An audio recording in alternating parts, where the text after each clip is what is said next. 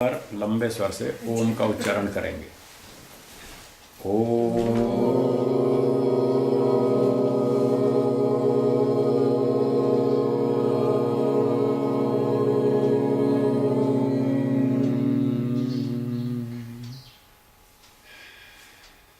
चलिए, योग दर्शनम प्रथम पाद, सूत्र संख्या 19वां सूत्र पढ़ेंगे। 17वें सूत्र में बताया था संप्रज्ञात समाधि 4 प्रकार की, 18वें सूत्र में बताई असंप्रज्ञात समाधि। अब कहते हैं, बोलिए, स खलु अयम द्विविधः उपाय प्रत्ययो भव प्रत्ययश्च। स खलु अयम असंप्रज्ञातः समाधि, वह जो अभी बताई थी 18वें सूत्र में असंप्रज्ञात समाधि, वो द्विविधा 2 प्रकार की है। एक है उपाय प्रत्यय और दूसरी है भव प्रत्यय। प्रत्यय शब्द का अर्थ यहाँ है कारण, ज्ञान भी होता है कारण भी होता है। तो उपाय प्रत्यय का अर्थ हुआ उपायों के कारण से प्राप्त की गई, स्टेप बाय स्टेप, 1 2 3 4 यम नियम आसन प्राणायाम प्रत्याहार धारणा ध्यान और समाधि, ये उपाय प्रत्यय हो गए। इन उपायों से स्टेप बाय स्टेप साधनों से। भव प्रत्यय का अर्थ है, भव का मतलब संसार, भव का अर्थ है संसार। आप जानते हैं, लोग कहते हैं भव सागर को पार करो, तो ये संसार सागर है। एक इसको समुद्र की उपमा दी गई है, कहीं समुद्र के रूप में, कहीं नदी के रूप में, कहीं और किसी रूप में, ऐसे ऐसे संसार के बारे में बातें कही जाती हैं। तो भव का एक अर्थ हो गया संसार, और प्रत्यय का अर्थ है कारण। संसार की घटनाओं के कारण व्यक्ति को वैराग्य हो जाता है, और उस वैराग्य से वो आगे बढ़ते बढ़ते असंप्रज्ञात समाधि तक पहुंच जाता है। तो उसको जो असंप्रज्ञात समाधि प्राप्त हुई, ये भव प्रत्यय समाधि है, ये समाधि का विशेषण है। इस कारण से प्राप्त होने वाली असंप्रज्ञात समाधि। और उपाय प्रत्यय जो थी वो उपायों के कारण से स्टेप बाय स्टेप उस तरह से प्राप्त हुई।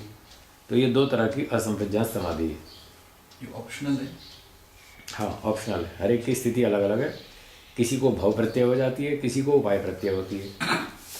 भव प्रत्यय किसको होती है? जिसके पिछले जन्म के अच्छे संस्कार हैं, बहुत सारे अच्छे जन्मों के बहुत सारे संस्कार हैं ढेरों, तो वो संस्कार जो संपत्ति है वो उसके साथ आई हुई है, और संसार की किसी घटना को देखकर वो संस्कार जाग जाते हैं और उसको वैराग्य हो जाता है, और वो इस वैराग्य से आगे बढ़ते बढ़ते असंप्रज्ञात समाधि तक पहुंच जाता है। उसको होगी भव प्रत्यय, उसी को होगी जिसके पूर्व जन्मों के बहुत सारे संस्कार हैं। भगवान महावीर का ऐसे कथा। हाँ, जिन जिन को घटनाएं देखकर वैराग्य हुआ। महर्षि दयानंद जी। हाँ, महात्मा बुद्ध को भी घटनाएं देखकर हुआ। महर्षि दयानंद को भी बहन की मृत्यु देखी, चाचा की मृत्यु देखी, घटनाएं देखकर वैराग्य हो गया, वो भी चले गए छोड़कर। तो संसार की घटनाओं के कारण से जिनको तत्वज्ञान उत्पन्न हुआ, फिर वैराग्य हुआ, और वो वास्तव में समाधि तक पहुँच गए, उनकी होगी भव प्रत्यय समाधि। और कई लोगों को घटनाएं तो देखी, उससे ज्ञान भी उद्बुद्ध हुआ, वैराग्य भी हुआ, पर वो वहाँ तक पहुँच नहीं पाए। 20 मील गए, 30 मील गए, 50 मील गए, 100 तक नहीं पहुँचे। कोई बात नहीं, फिर भी उतना तो अच्छा ही है, जितना हुआ उतना तो अच्छा है। 30 40 50 मील तो पार किया, बाकी और अगले जन्म में करेंगे। ऐसे धीरे धीरे आगे प्रगति होती है। तो जिसने पहले बहुत सारी संपत्ति जमा कर रखी है, वो तो इस जन्म में घटनाओं से पहुँच जाएगा। जिसकी पिछली संपत्ति कम है, तो हो सकता है वो ना भी पहुँचे, कुछ दूर तक जाएगा, बाकी और आगे करेगा। इस तरह से अभ्यास करता रहेगा। तो यहाँ पर अब 19वें सूत्र में बताएंगे। हाँ, पंक्ति थोड़ी सी और बाकी है भूमिका की। तत्र उपाय प्रत्ययो योगिनाम भवति। अब ये वाक्य यहाँ जच नहीं रहा, ये वाक्य यहाँ नहीं होना चाहिए, क्योंकि अब सूत्र तो है भव प्रत्यय का, और फिर ये उपाय प्रत्यय बीच में आ गया वाक्य, तो ये ठीक नहीं लगता। इसलिए इसको हम यहाँ से छोड़ देते हैं, और इसका अन्वय यूँ करेंगे, उपाय प्रत्ययो भव प्रत्ययश्च। ये भूमिका के शब्द हो गए। तो उपाय प्रत्यय और भव प्रत्यय दो तरह की समाधि है असंप्रज्ञात। उसमें से अब भव प्रत्यय की चर्चा यहाँ आती है। इस टुकड़े को फिर अगले सूत्र में ले जाएंगे। तो वो लगता है वहाँ से मिसप्रिंट होकर यहाँ आ गया, कभी कभी ऐसा हो जाता है। तो सूत्र 19वां बोलेंगे, भव प्रत्ययो विदेह प्रकृति लयाना। अब भव प्रत्यय तो है समाधि का नाम, वो असंप्रज्ञात समाधि जो संसार की घटनाओं के कारण से प्राप्त हुई, उसका नाम है भव प्रत्यय समाधि। आगे दो शब्द हैं विदेह और प्रकृति लय, ये नाम है योगियों के। दोहराइए, क्या कहा? भव प्रत्यय है वो समाधि है जो सांसारिक कारणों को देख के लग जाती है, और विदेह और प्रकृति लय ये नाम है योगियों का। हाँ, तो भव प्रत्यय समाधि का नाम, विदेह प्रकृति लय योगियों का नाम। तो विदेह प्रकृति लय नाम योगी नाम, जैसे वामदेव। हाँ, वामदेव आदि। वामदेव तो पर्टिकुलर नाम था, अच्छा ये नाम नहीं है, ये कैटेगरी है। अच्छा अच्छा। विदेह और प्रकृति लय योगियों की भव प्रत्यय समाधि होती है, सूत्रकार थी हुआ। अब भव विदेह क्या है, प्रकृति लय क्या है, उसकी व्याख्या सुनिए। वैसे तो विदेह का एक अर्थ होता है देह रहित विदेह, परंतु वैसा अर्थ करेंगे तो उसकी देह रहित व्यक्ति की तो समाधि लग नहीं सकती, इसलिए थोड़ा अर्थ बदलना पड़ेगा। संस्कृत साहित्य में सन्यासी के लिए एक शब्द आता है विगृह। विगृह, गृह रहित, जिसने अपना घर छोड़ दिया, त्याग कर दिया, वो विगृह हो गया। ठीक है, घर से अलग हो गया, पर सोता तो वो भी कहीं घर में ही है। रात को तो किसी के घर में ही सोएगा, सोता तो घर में ही है, उसका अपना घर नहीं है। विगृह का अर्थ है अपना घर नहीं है, दूसरे के घर में सोता है, फिर भी वो विगृह ऐसा कहा जाता है। तो इसी तरह से विदेह, इसका अर्थ देह रहित ऐसा नहीं करेंगे, है तो देह में ही, पर देह को अपना नहीं मानता, दूसरे का मानता है। जैसे सन्यासी जिस घर में सोता है उस घर को अपना नहीं मानता, दूसरे का घर मानता है। भाई मैं दूसरे के घर में सो रहा हूँ, 1 दिन 2 दिन 4 दिन, चलो फिर आगे चल दें। तो सोता तो घर में ही है, पर उस घर को अपना नहीं मानता। इसी तरह से ये विदेह योगी रहते तो देह में, पर इस देह को अपना नहीं मानते, ईश्वर का मानते, वो है विदेह योगी। ठीक हो गया? तो ऐसे विदेह योगियों की भव प्रत्यय समाधि होती है, जो इस बात पर बहुत अधिक जोर लगाते हैं कि हम इस शरीर में रह रहे हैं, पर ये शरीर हमारा नहीं है, हम तो यहाँ अतिथि बन के रह रहे हैं, इसका शरीर का मालिक तो ईश्वर है। जैसे कोई अतिथि आपके घर में आके रहता है, घर का मालिक वो स्वयं नहीं मानता अपने आप को, दूसरे को ही मानता मालिक, और स्वयं अतिथि बन के रह रहा है, 2-4 दिन में आगे चल देगा। ऐसे ही वो योगी आत्मा इस शरीर में रह रहा है, शरीर का मालिक स्वयं को नहीं मानता, ईश्वर को मानता है, वो हो गया विदेह। दूसरे हैं प्रकृति लय। प्रकृति लय योगी वो हैं जब वो समाधि में बैठते हैं तो इस सारे जगत को प्रकृति में लय कर देते, प्रलय अवस्था बना देते। जैसे हमारे गुरु जी से आपने सुना होगा प्रलय अवस्था। तो इस जगत को तोड़ मरोड़ के बुद्धि से, अभी जगत टूटा नहीं है, पर बौद्धिक स्तर पर इसको तोड़ मरोड़ के प्रलय में बदल देते। तो उन्होंने जगत को प्रकृति में लय कर दिया। वो इस बात पर ज़्यादा कंसंट्रेट करते हैं, इस बात पर अधिक ध्यान लगाते हैं, और दिन भर इसी का ही चिंतन करते रहते हैं। ये जगत नष्ट हो जाएगा, एक दिन इसका विनाश हो जाएगा, इसका प्रलय हो जाएगा। जब इसका प्रलय हो जाएगा तो तब क्या बचेगा? बस सूक्ष्म परमाणु बचेंगे, और वो हमारे विचार में आ नहीं सकते, बड़े सूक्ष्म होते हैं। तो एक तरह से कुछ भी नहीं समझ में आएगा, कुछ भी विचार में नहीं आएगा जो हमको ईश्वर उपासना में बाधक बने। पर सूर्य, पृथ्वी, चंद्रमा, खीर, पूरी, हलवा, मिठाई अगर हैं तो वो हमको बाधक बनते हैं, वृत्तियों के रूप में हमको स्मृति के रूप में उठते हैं, और वो हमको बाधक बनते हैं ईश्वर का ध्यान करने में।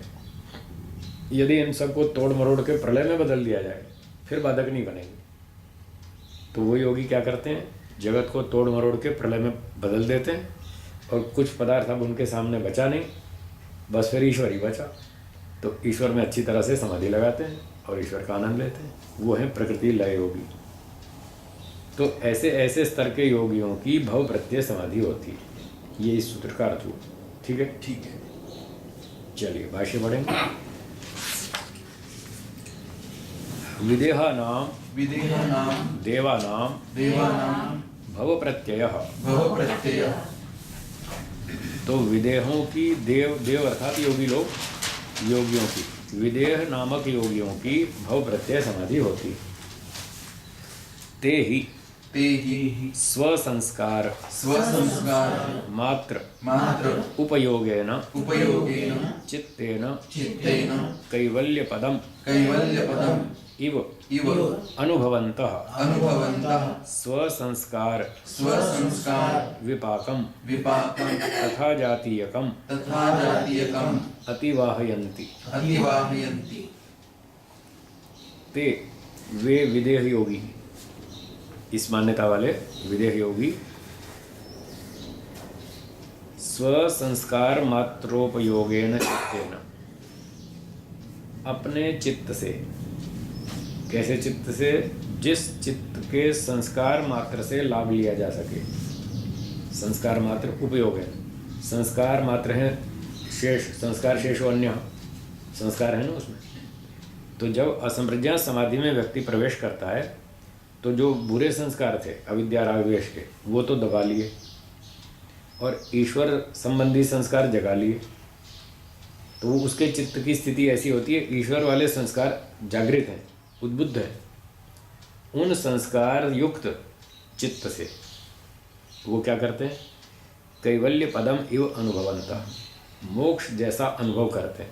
मोक्ष में ईश्वर का आनंद मिलता है और असंप्रज्ञात समाधि में भी ईश्वर का आनंद मिलता है। तो वो आनंद एक ही होता है। जो आनंद मोक्ष में मिलता है वही यहाँ पर असंप्रज्ञात समाधि में मिलता है। वहाँ भी ईश्वर का है, यहाँ भी ईश्वर का। तो इससे पता चल रहा है कि यहाँ ईश्वर वाला आनंद है। मोक्ष में प्रकृति का तो मिलता नहीं, वहाँ तो प्रकृति से संबंध टूट गया। तो वो मोक्ष जैसा अनुभव करते हुए स्व संस्कार विपाकम, अपने संस्कारों के फल को, जो उसने ईश्वर संबंधी संस्कार बनाए परवैराग्य से, उन संस्कारों के फल को, विपाकम फल को, वो फल क्या है, आनंद। आनंद वही तो उसका फल है, ईश्वर का आनंद। उस आनंद को तथा जातीय कम, उसी प्रकार के विपाकम, जैसे संस्कार उसने बनाए थे उसी क्वालिटी वाले आनंद को, उसी ईश्वर संबंधी संस्कारों से ईश्वर के ही आनंद को, उसी प्रकार के आनंद को अतिवाहयंती, वो भोगते हैं, प्राप्त करते हैं। वह प्रापणे धातु है जिससे वाहयंती शब्द बनता है। आपके मराठी में वाहतुक बोलते हैं, वाहतुक, ट्रैफिक, वाहतुक है ना, हाँ, जो वाहन वाला, हाँ, वो वाहन वाला, ट्रैफिक वाला, चलता फिरता, प्राप्ति, गति, प्राप्ति आदि। तो यहाँ अतिवाहयंती, उसको वो प्राप्त करते हैं, अर्थात ईश्वर के आनंद को भोगते हैं, मोक्ष जैसा अनुभव करते हैं, खूब आनंद में रहते हैं। जब तक समाधि लगी रहती है खूब आनंद लेते हैं। ठीक है, यहाँ चित्तेन शब्द पड़ा है, चित्त से ही लेते हैं। हाँ। इससे पता चलता है कि असंप्रज्ञात समाधि में चित्त शामिल है, चित्त को निवृत्त नहीं किया है, वो डायरेक्ट नहीं लेते। ये प्रमाण है इस बात का। चित्त वहाँ इन्वॉल्व है और वो सक्रिय है, क्रियाशील है। ठीक हो गया, चलिए। तथा प्रकृति लया साधिकारे चेतसी प्रकृति लीने कैवल्य पदम इव अनुभवन्ति। तो तथा उसी प्रकार से जैसे ये विदेह योगी ईश्वर का आनंद लेते हैं मोक्ष जैसा, उसी तरह से प्रकृति लय योगी भी, दोनों का स्तर एक जैसा है। दोनों असंप्रज्ञात समाधि वाले हैं, दोनों ही भव प्रत्यय वाले हैं। तो इसलिए दोनों के दोनों बराबर आनंद लेंगे, दोनों का क्वालिटी कैटेगरी एक ही है। तो इसी तरह से प्रकृति लय योगी भी साधिकारे चेतसी प्रकृति लीने, साधिकार चित्त को प्रकृति में विलीन कर देने पर, समाधि में चित्त को वो प्रकृति में लीन कर देते हैं। किस चित्त को, जिस पर अभी भोगों का प्रभाव बाकी है, अभी पूरे संस्कार नष्ट नहीं हुए, फिर भी उन संस्कारों को दबा के उस चित्त को प्रलय में विलीन कर देते हैं बौद्धिक स्तर पर, और ऐसा करके वो समाधि को ठीक बनाए रखते हैं। और कैवल्य पदम एव अनुभवंती, वो भी मोक्ष जैसा अनुभव करते हैं, वो भी ईश्वर का आनंद लेते हैं। तो दोनों का स्तर एक समान है। कब तक वो आनंद लेते हैं? यावत न पुनरावर्तते पुनरावर्तते अधिकारवशात अधिकारवशात् चित्तमिति। चित्तमिति। जब तक चित्त वापस नहीं लौटाता, अधिकारवशात, अधिकार के कारण से जब तक चित्त समाधि से बाहर नहीं लौटाता, तब तक वो समाधि में ईश्वर का आनंद लेते रहते। ठीक हो गया? तो इससे पता चलता है कि जब तक समाधि लगी रहेगी तब तक आनंद मिलता रहेगा, और जब समाधि टूटेगी और वो व्यवहार में आ जाएंगे, आँख खोल देंगे, वो स्तर बदल जाएगा, फिर लौकिक स्तर पर आ जाएंगे। फिर भी लौकिक स्तर पर आने पर भी, लौकिक व्यवहार करने पर भी उनकी स्थिति आम आदमी जैसी नहीं होगी। आम आदमी से तो बहुत ऊंची रहेगी। वो अपना मन का नियंत्रण नहीं खोएंगे, वो पूरा बनाए रखेंगे और पूरे वैराग्य में ही सारा दिन जिएंगे। राग द्वेष काम क्रोध लोभ को दबाए रखेंगे, उनको आक्रमण नहीं करने देंगे, उनको दबा के रखेंगे। जैसे लोग मछली को जाल में फंसा लेते हैं और फिर मछली फड़फड़ाती रहती है, कुछ नहीं कर सकती, ऐसे वो काम क्रोध लोभ अविद्या राग द्वेष को मछली के जाल में फंसा लेते हैं और वो फिर फड़फड़ाते रहते हैं, कुछ कर नहीं सकते, उसका विनाश कुछ बिगाड़ नहीं कर सकते। इस तरह से वो पूरा दिन वैराग्य के जाल में इन दोषों को दबाए रखते हैं और मस्त रहते हैं। ये हो गया 19वां सूत्र। बोलिए। बहुप्रत्यय वाले दो ही होते हैं क्या, विदेह और प्रकृति वाले, या और भी हो सकते हैं? और कोई सोचेंगे कभी? अभी तो सोचा नहीं कोई। इस और कोई क्वालिटी वाले भी होते हों, बहु प्रत्यय वाले, कभी सोचा नहीं। तो जितने सूत्र में लिखा है इतना मान के चल रहा है। हाँ, इतना भी बहुत है।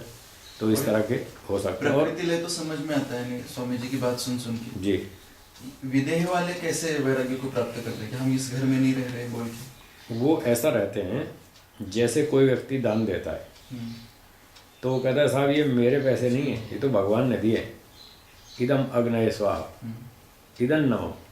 तो जैसे वो धन को दान देते समय ये सोचता है कि ये मेरा नहीं है, ईश्वर का दिया हुआ, ऐसे ही वो शरीर में रहते हुए जब शरीर से सेवा करता है तो वो इसके लिए भी यही मानता है ये शरीर भी ईश्वर का दिया हुआ है। यदि धन हम ईश्वर का दिया हुआ मान के दान दे सकते हैं तो शरीर भी ईश्वर का दिया हुआ मान के सेवा में क्यों नहीं लगा सकते? तो वो ऐसा सोचते हैं कि ये शरीर भी ईश्वर का दिया हुआ है, मन बुद्धि इंद्रियां हाथ पांव सब विद्या जो भी है मेरे पास सब ईश्वर का दिया हुआ है, और ईश्वर का आदेश है इसको अच्छे काम में लगाओ, अच्छे परोपकार में सेवा में लगाओ। तो हम ईश्वर के दिए शरीर में रह रहे हैं, ये शरीर भी ईश्वर का है, विद्या भी उसी की है, धन भी उसका है, जो भी है सब उसने हमको दिया है, और हम उसके आदेश का पालन कर रहे हैं, सब समाज के लिए इसको खर्च कर रहे हैं, उपयोग कर रहे हैं। तो रहते समय भी वो यही मानता है। जैसे मैंने उदाहरण दिया कि एक सन्यासी किसी गृहस्थ यजमान के यहाँ रहता है 3 दिन, तो उस मकान को वो अपना नहीं मानता, रहता तो है और पूरा लाभ लेता है, खाता भी है, सोता भी है, सारी बातचीत भी करता है, उसी मकान में सारा काम करता है, पर उस मकान को अपना नहीं मानता। ऐसे ही योगी इस शरीर में रहता है पर इस शरीर को अपना नहीं मानता, वो ईश्वर का मानता है। ये भी एक मकान है, जैसे ये ईंट पत्थर का मकान है, ये पंचमहाभूत का मकान है। जैसे हम इसमें रहते हैं ऐसे आत्मा इसमें रहता है। और बोलिए। ये है कि एक तो योगी है वो, ठीक है, ये दोनों भी बातें वो करता रहेगा, ठीक है, यानी विदेह वाली भी बातें सोचेगा, उसमें मनन चिंतन करेगा, और प्रकृति लय की वो भी करेगा। प्रकृति लय की तो मेरे बात समझ में है कि ध्यान करो, प्रलयावस्था बनाओ, ताकि कोई विषय ना छेड़े, और ये सब नष्ट होने वाले हैं, इसलिए इनसे आकर्षण खत्म होता है। ठीक है, ये मुख्य कारण है प्रकृति लय का। तो विदेह से ऐसी क्या तीव्रता आएगी हमें? हाँ, ये बात ठीक है आपकी। हो सकता है आपके मन में ये बात चल रही हो कि जब समाधि लगाएंगे उस समय तो जगत को हमने प्रलय में विलीन कर दिया, तो हमारा ठीक समाधि लग गई, ईश्वर का आनंद मिल रहा है। तो समाधि लगाने में प्रकृति को विलीन कर, जगत को प्रकृति में विलीन कर देना, ये तो सहयोगी है। पर अगर हम ये मानते हैं कि ये शरीर में हम रह रहे हैं और शरीर ईश्वर का है, तो ऐसा मानने से समाधि प्राप्ति में क्या सहयोग, ये आप पूछना चाह रहे हैं। तो इसका उत्तर है कि इसका सीधा सहयोग समाधि काल में नहीं है। ये दिन भर के व्यवहार काल में, दिन भर के व्यवहार काल में इसका सहयोग मिलेगा।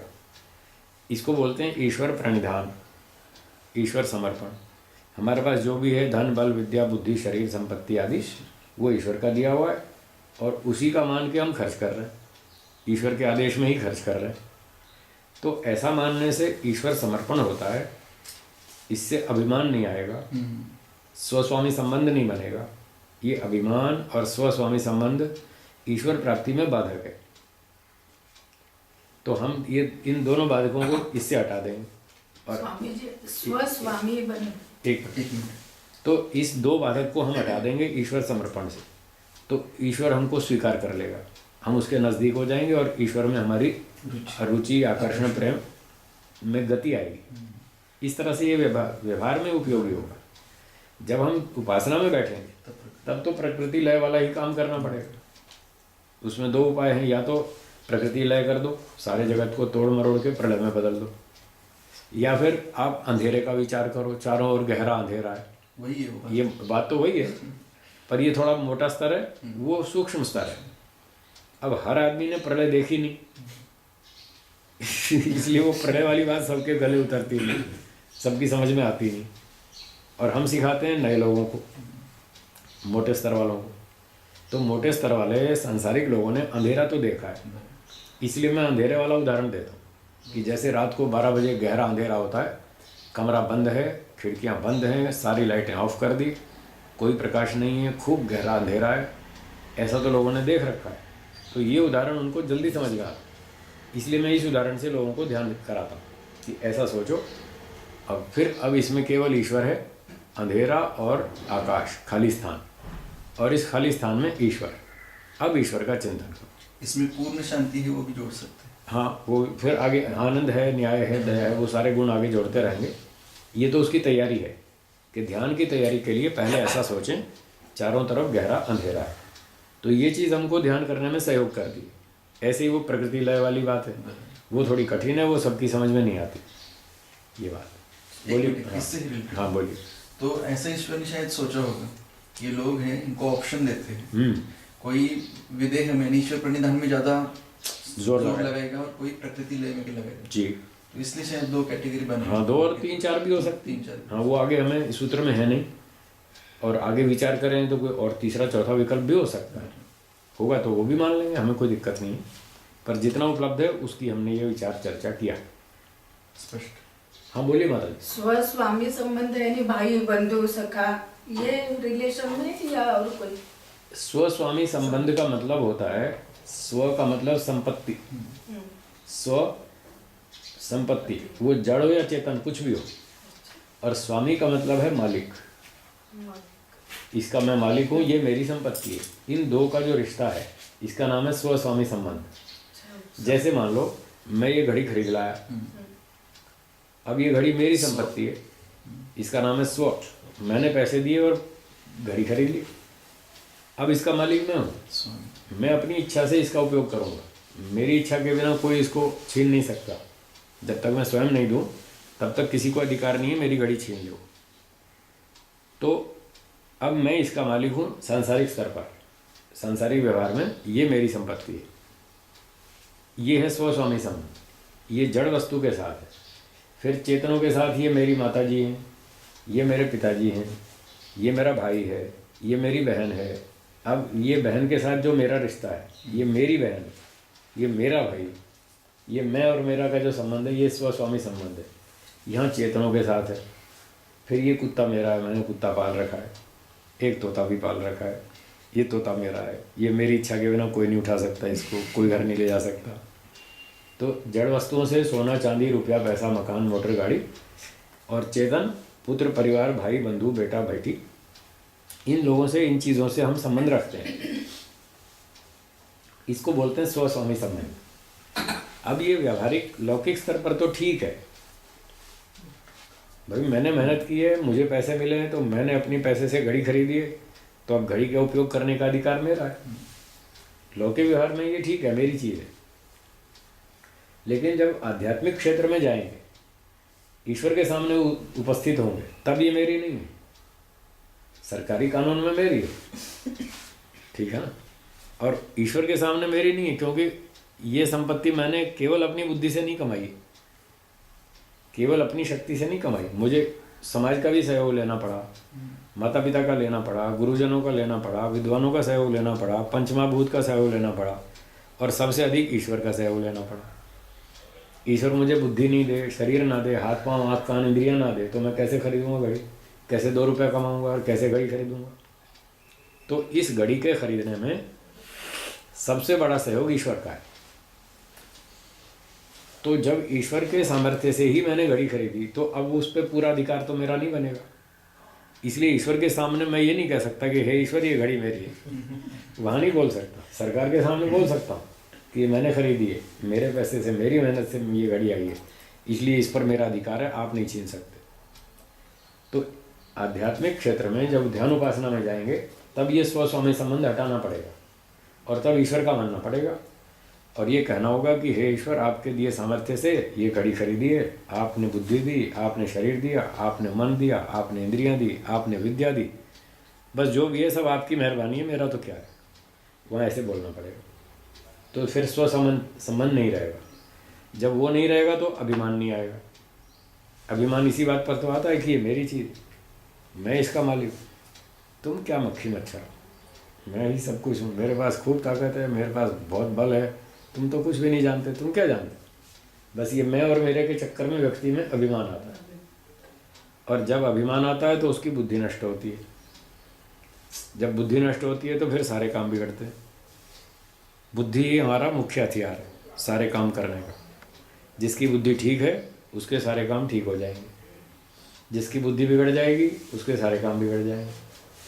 तो बुद्धि को ठीक ठाक रखने के लिए स्वस्वामी संबंध से हमको बचना है, इसलिए आध्यात्मिक क्षेत्र में उसको हटाना पड़ेगा। तो विदेह शब्द की जो भावना है वो इसमें बहुत अच्छा सहयोग करती है। तो कुछ इस बात पर जोर लगाएंगे, कुछ प्रकृति लय पर जोर लगाएंगे, उसको ज़्यादा प्रधानता देंगे, कुछ इसको प्रधानता देंगे, और वो असंप्रज्ञात समाधि में पहुंच जाएंगे। तो वो ऊंचे स्तर के योगी कहलाएंगे, और जब तक समाधि में रहेंगे तब तक वो मोक्ष जैसा अनुभव करेंगे। और जब समाधि टूटेगी तो अभी चित्त पर अधिकार तो है ही गुणों का, तो उस गुणों के अधिकार के दबाव से समाधि टूट जाएगी और लौकिक व्यवहार में आ जाएंगे, और जो समाधि में आनंद मिल रहा था वो समाप्त हो जाएगा। फिर भी वो अपना स्तर अच्छा बनाए रखेंगे, दुनिया से तो बहुत ऊंचा बनाए रखेंगे, एकदम नीचे नहीं उतर जाएंगे। ये हो गया 19वां सूत्र। बोलिए। वो जब हम ईश्वर को सब कुछ कहते हैं कि सब अर्पण कर देते हैं, उससे अधिक लाभ क्या होता है? अभिमान नष्ट होता है, और उससे अभिमान नष्ट होता है, हमारा राग द्वेष कम हो जाता है, और बुद्धि की कार्यक्षमता अच्छी होती है, बढ़ती है, और हमारे डिसीजन बहुत बढ़िया होते हैं। फिर हम अपनी बुद्धि से निर्णय नहीं लेते, फिर ईश्वर की बुद्धि से निर्णय लेते हैं, मतलब ईश्वर के सुझाव को प्राथमिकता देते हैं। और जो हम अपनी मनमानी कर रहे थे, अपनी अकल से चल रहे थे, वो गौण हो जाता है, वो दब जाता है, और ईश्वर की सलाह को ऊंचा मानते, अपनी अकल को नीचा मानते। तो इससे हमारे डिसीजन बेहतर होते हैं, अच्छे होते हैं।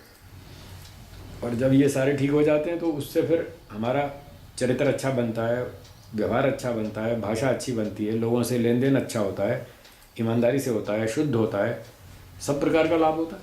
ये सारे लाभ होते हैं ऐसा ईश्वर समर्पण करने से। एक बात और, जी।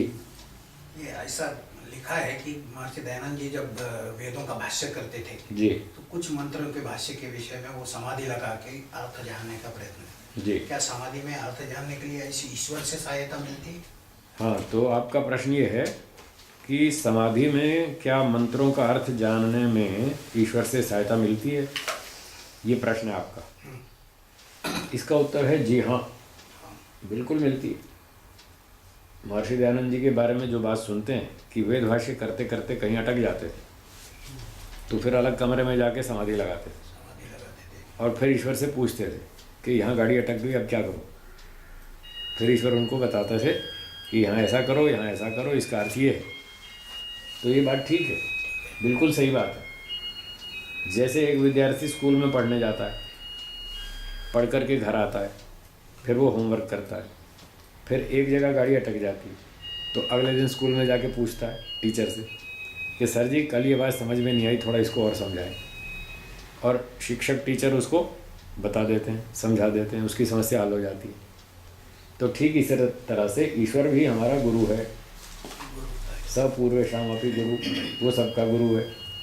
अब पढ़ते पढ़ाते, ध्यान चिंतन मनन करते, भाष्य लिखते लिखाते एक जगह बात समझ में नहीं आ रही तो जाओ समाधि लगाओ और ईश्वर से पूछो, वो हमको समझा देगा कि यहाँ इसका अर्थ ऐसा है, इसका अर्थ ऐसा है।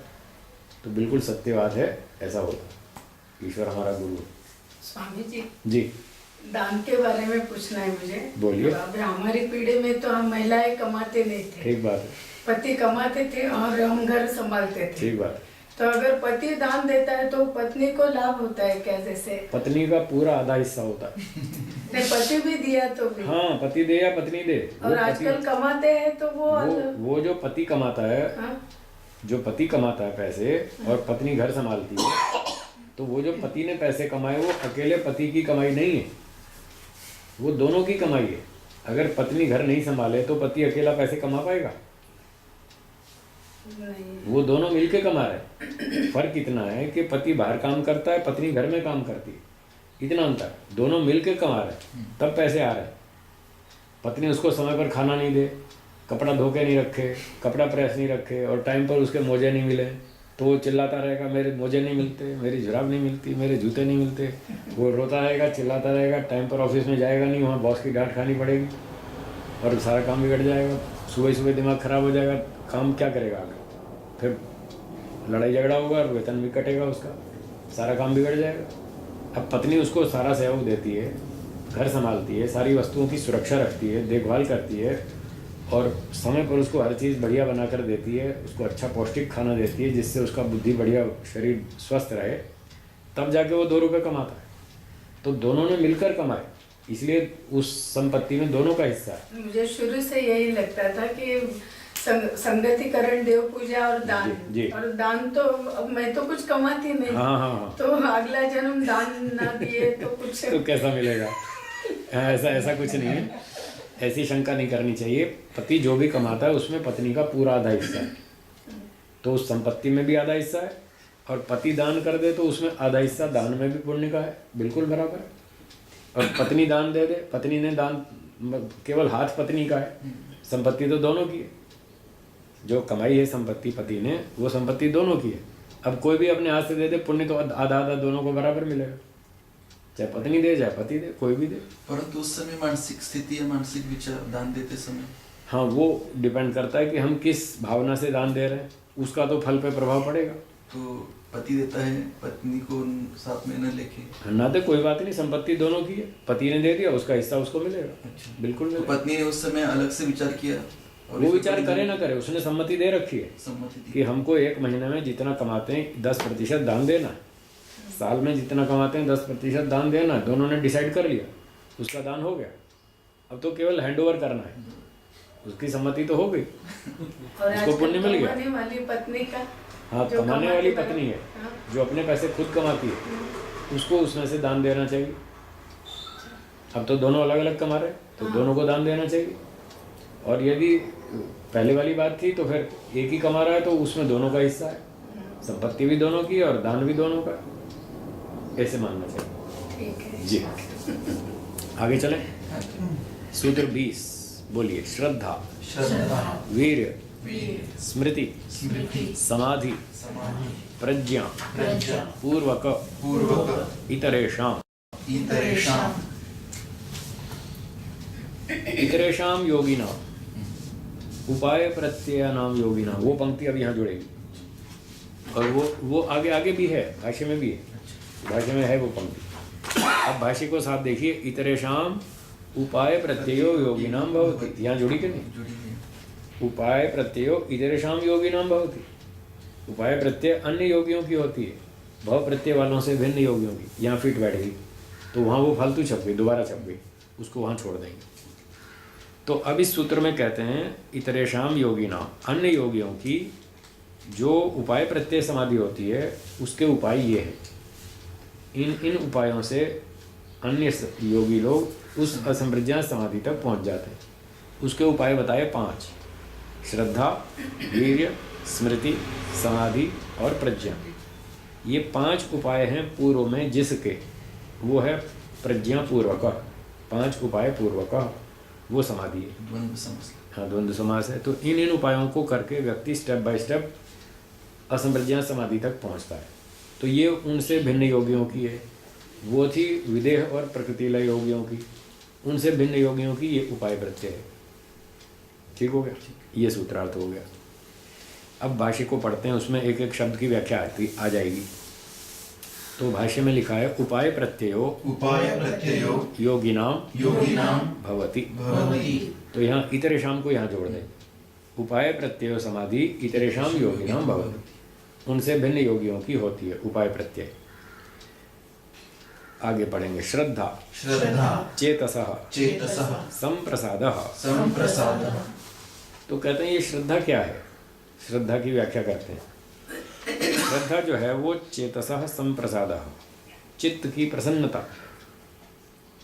व्यक्ति प्रसन्न होकर बैठा है ईश्वर के ध्यान में, उत्साहपूर्वक बैठा है, विश्वासपूर्वक बैठा है कि ईश्वर मेरी बात सुनेगा, मैं उसको सुनाऊंगा, वो मेरी बात सुनेगा। ईश्वर मेरी माता है, ईश्वर मेरा पिता है, ईश्वर मेरा गुरु है, ईश्वर मेरा राजा है, आचार्य है, न्यायाधीश है।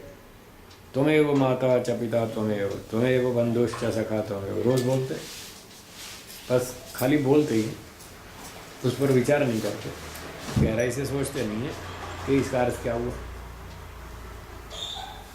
ऐसे रट्टा बहुत लगाते हैं लोग, पर उसके अर्थ में गहराई में नहीं जाते। अगर गहराई से अर्थ को पकड़ेंगे तो देखो फिर श्रद्धा बनेगी, फिर भी उत्साह आएगा, जोश आएगा और पूरा विश्वास होगा कि हाँ ईश्वर हमारी बात सुनेगा। तो लोग क्या करते हैं, जब ध्यान में बैठते हैं तो ये सोचते हैं कि ईश्वर कहीं ऊपर रहता है आसमान में, या तो बहुत दूर रहता है सामने, या ऊपर रहता है। अब जब ये दिमाग बना है कि ईश्वर बहुत ऊपर रहता है या बहुत दूर रहता है सामने की दिशा में, तो फिर ध्यान में बैठेंगे तो वो हमारी बात वहाँ तक पहुँचेगी कैसे? वो तो बहुत दूर है और हम तो धीरे धीरे बोलेंगे, और कई तो मन में ही बोलेंगे। तो जो मन में बोल रहे हैं ईश्वर तक वो आवाज़ जाएगी नहीं। जब जाएगी नहीं तो श्रद्धा कैसे बनेगी? फिर मन में शंका होगी, पता नहीं भगवान हमारी बात सुनेगा कि नहीं सुनेगा, वो तो बहुत दूर है, पता नहीं सुनेगा या नहीं, ये शंका बनेगी। जब ये शंका बनेगी तो प्रगति नहीं होगी। इसलिए श्रद्धा का मतलब है पूरा विश्वास रखना।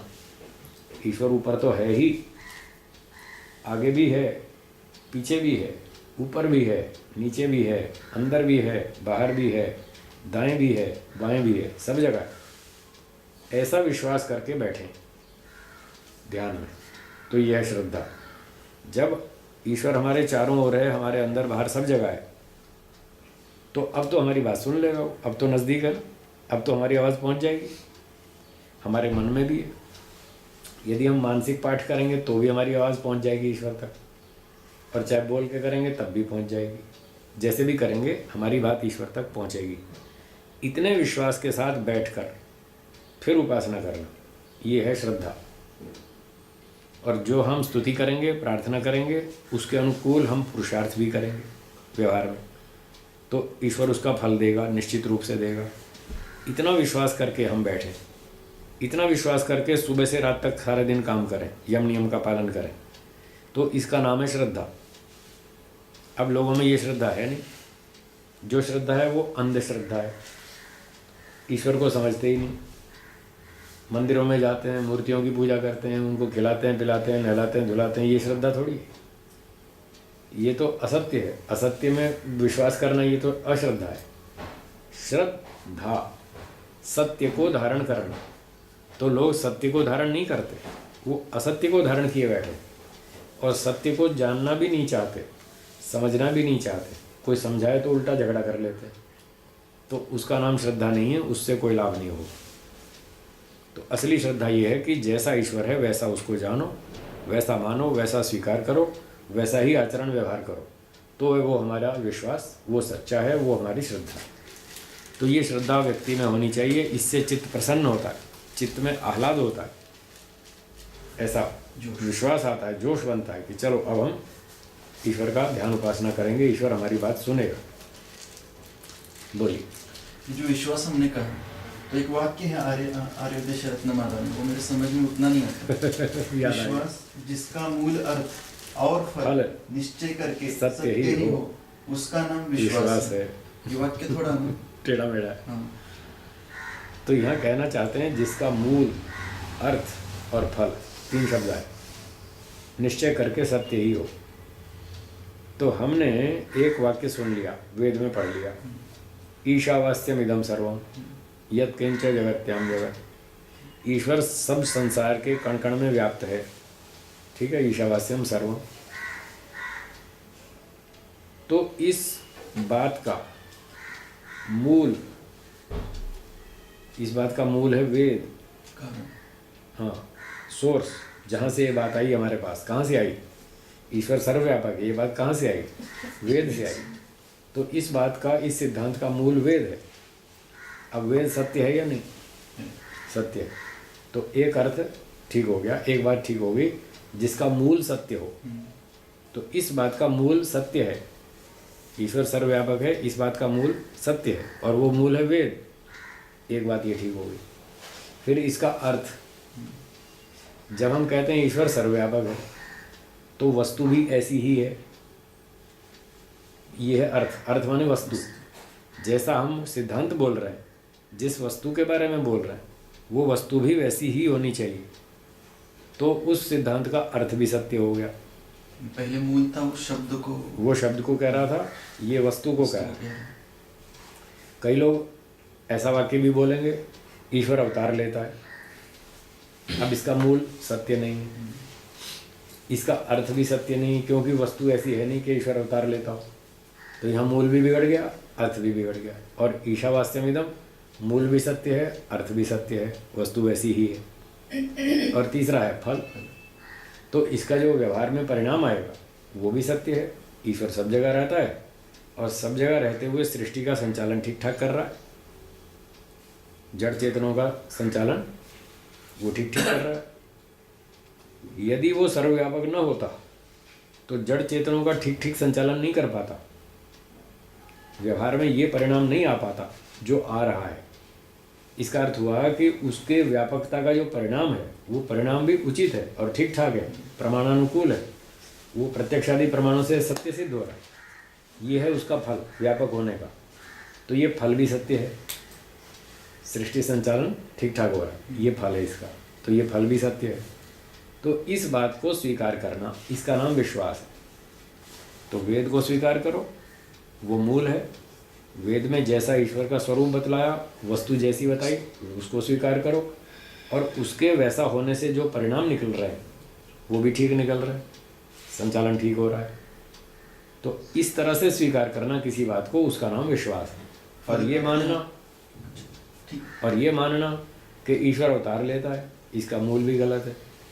स्वामी फिर जी गीता में एक मिनट, फिर उसका अर्थ भी गलत है कि ईश्वर अवतार लेगा तो दुखी हो जाएगा। जैसे राम जी दुखी हुए, पत्नी चुराएगी, पता ही नहीं कहाँ गई पत्नी। अरे जिसको अपने घर का पता नहीं, वो दुनिया की क्या खबर रखेगा? जो अपने घर को नहीं संभाल सकता, दुनिया की तो क्या रक्षा करेगा?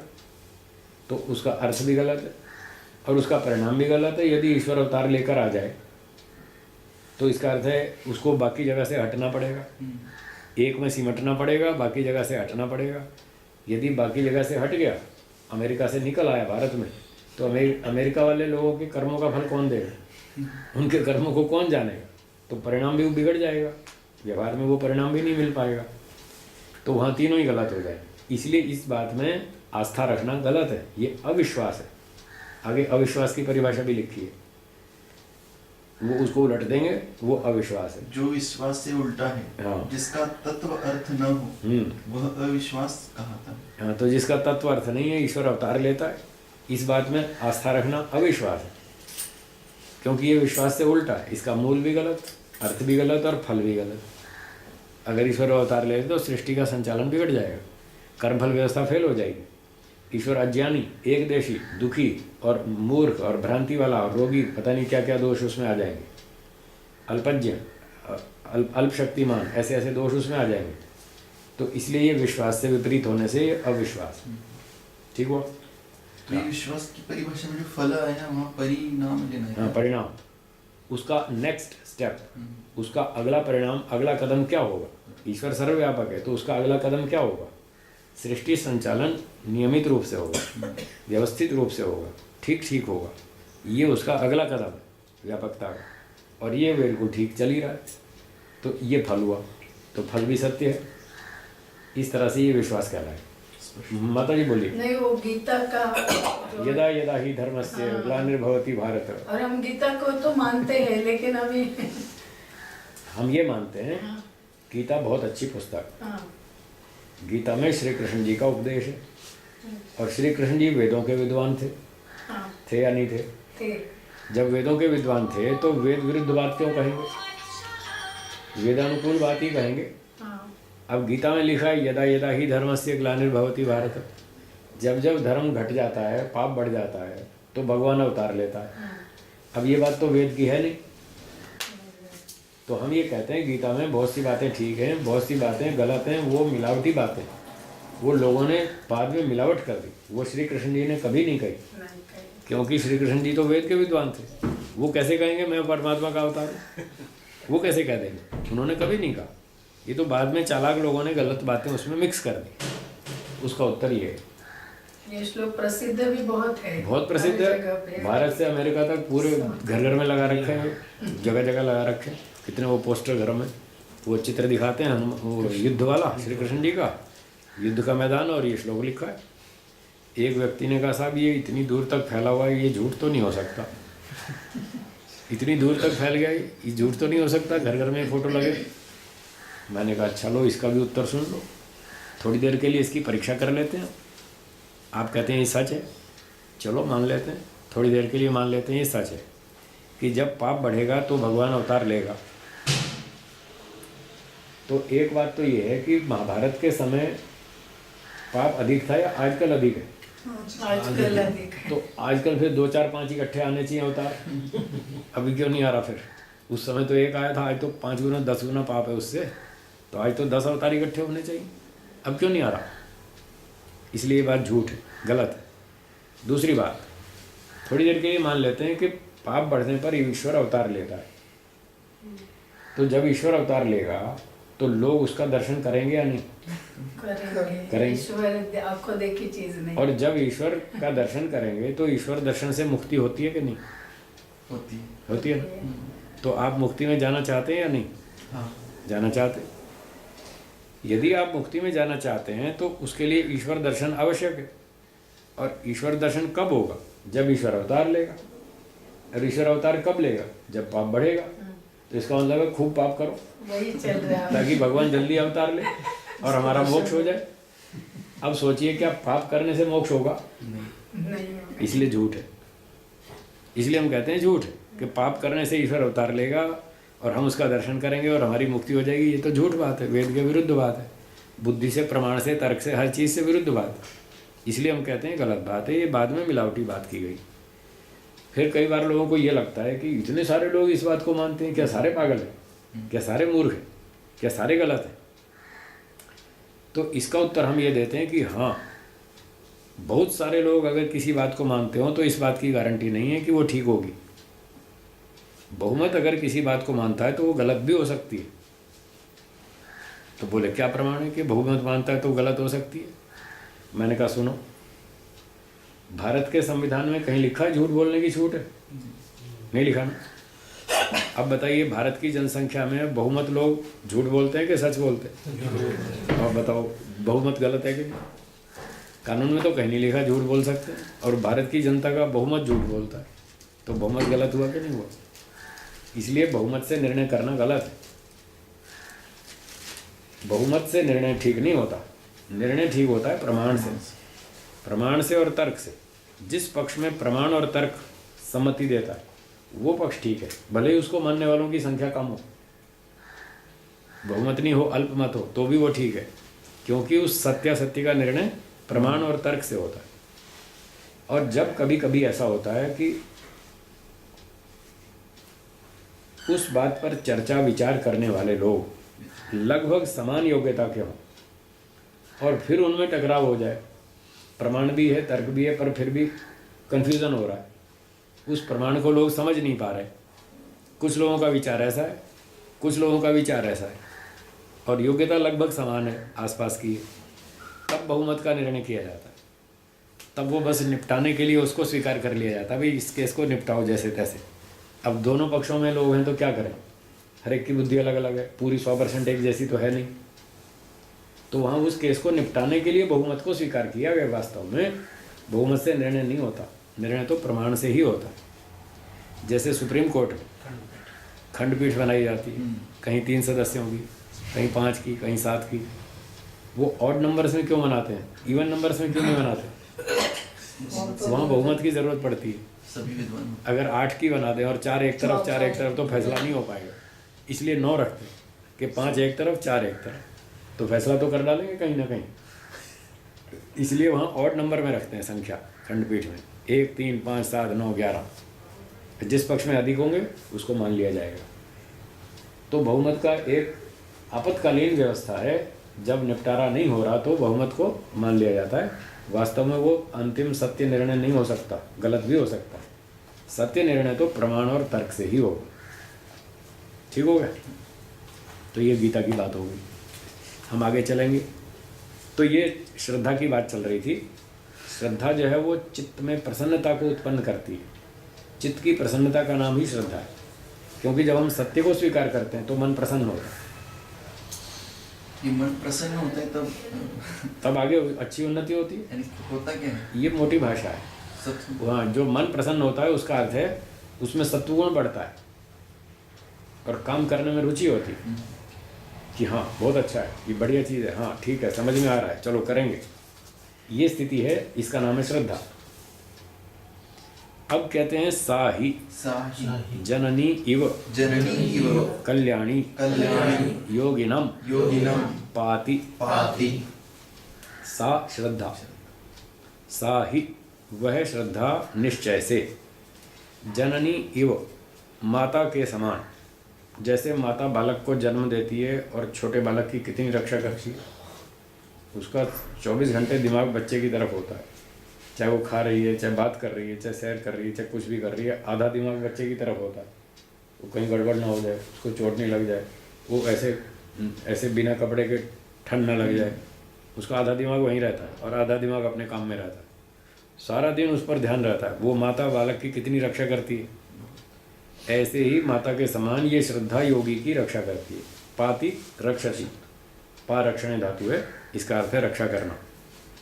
तो जब श्रद्धा होगी तभी उस व्यक्ति की रक्षा होती है, नहीं तो बिना श्रद्धा के तो माता के बिना बालक अनाथ जैसा है। तो अनाथ बालक की तो क्या उन्नति प्रगति होगी? जिसके सर पे माता का हाथ नहीं, उस बालक की रक्षा कैसे होगी?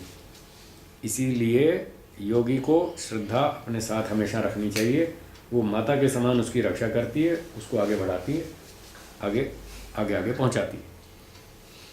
फिर कहते हैं तस्य ही श्रद्धानस्य श्रद्धानस्य विवेकार्थिनो विवेकार्थिनो वीर्यम उपजायते। उपजायते। अब जिसको श्रद्धा प्राप्त हो गई, उस श्रद्धालु की, श्रद्धानस्य तस्य ही, उस निश्चय से श्रद्धालु व्यक्ति की, विवेकार्थिनो, जो विवेक का अर्थ यानी प्रयोजन रखता है, जो तत्वज्ञान प्राप्ति का प्रयोजन रखता है, आगे उन्नति करना चाहता है आध्यात्मिक क्षेत्र में, उस व्यक्ति का वीर्यम उपजायते, उसमें बल उत्पन्न होता है, ताकत आती है, भगवान उसको शक्ति देता है। चलो बेटा शाबाश, लगाओ जोर। उसने सत्य को धारण किया है, सत्य को स्वीकार किया है, इसका फल ईश्वर उसमें बल बढ़ाता है, जोश उत्पन्न करता है। चलो बेटा शाबाश, करो, लगाओ जोर।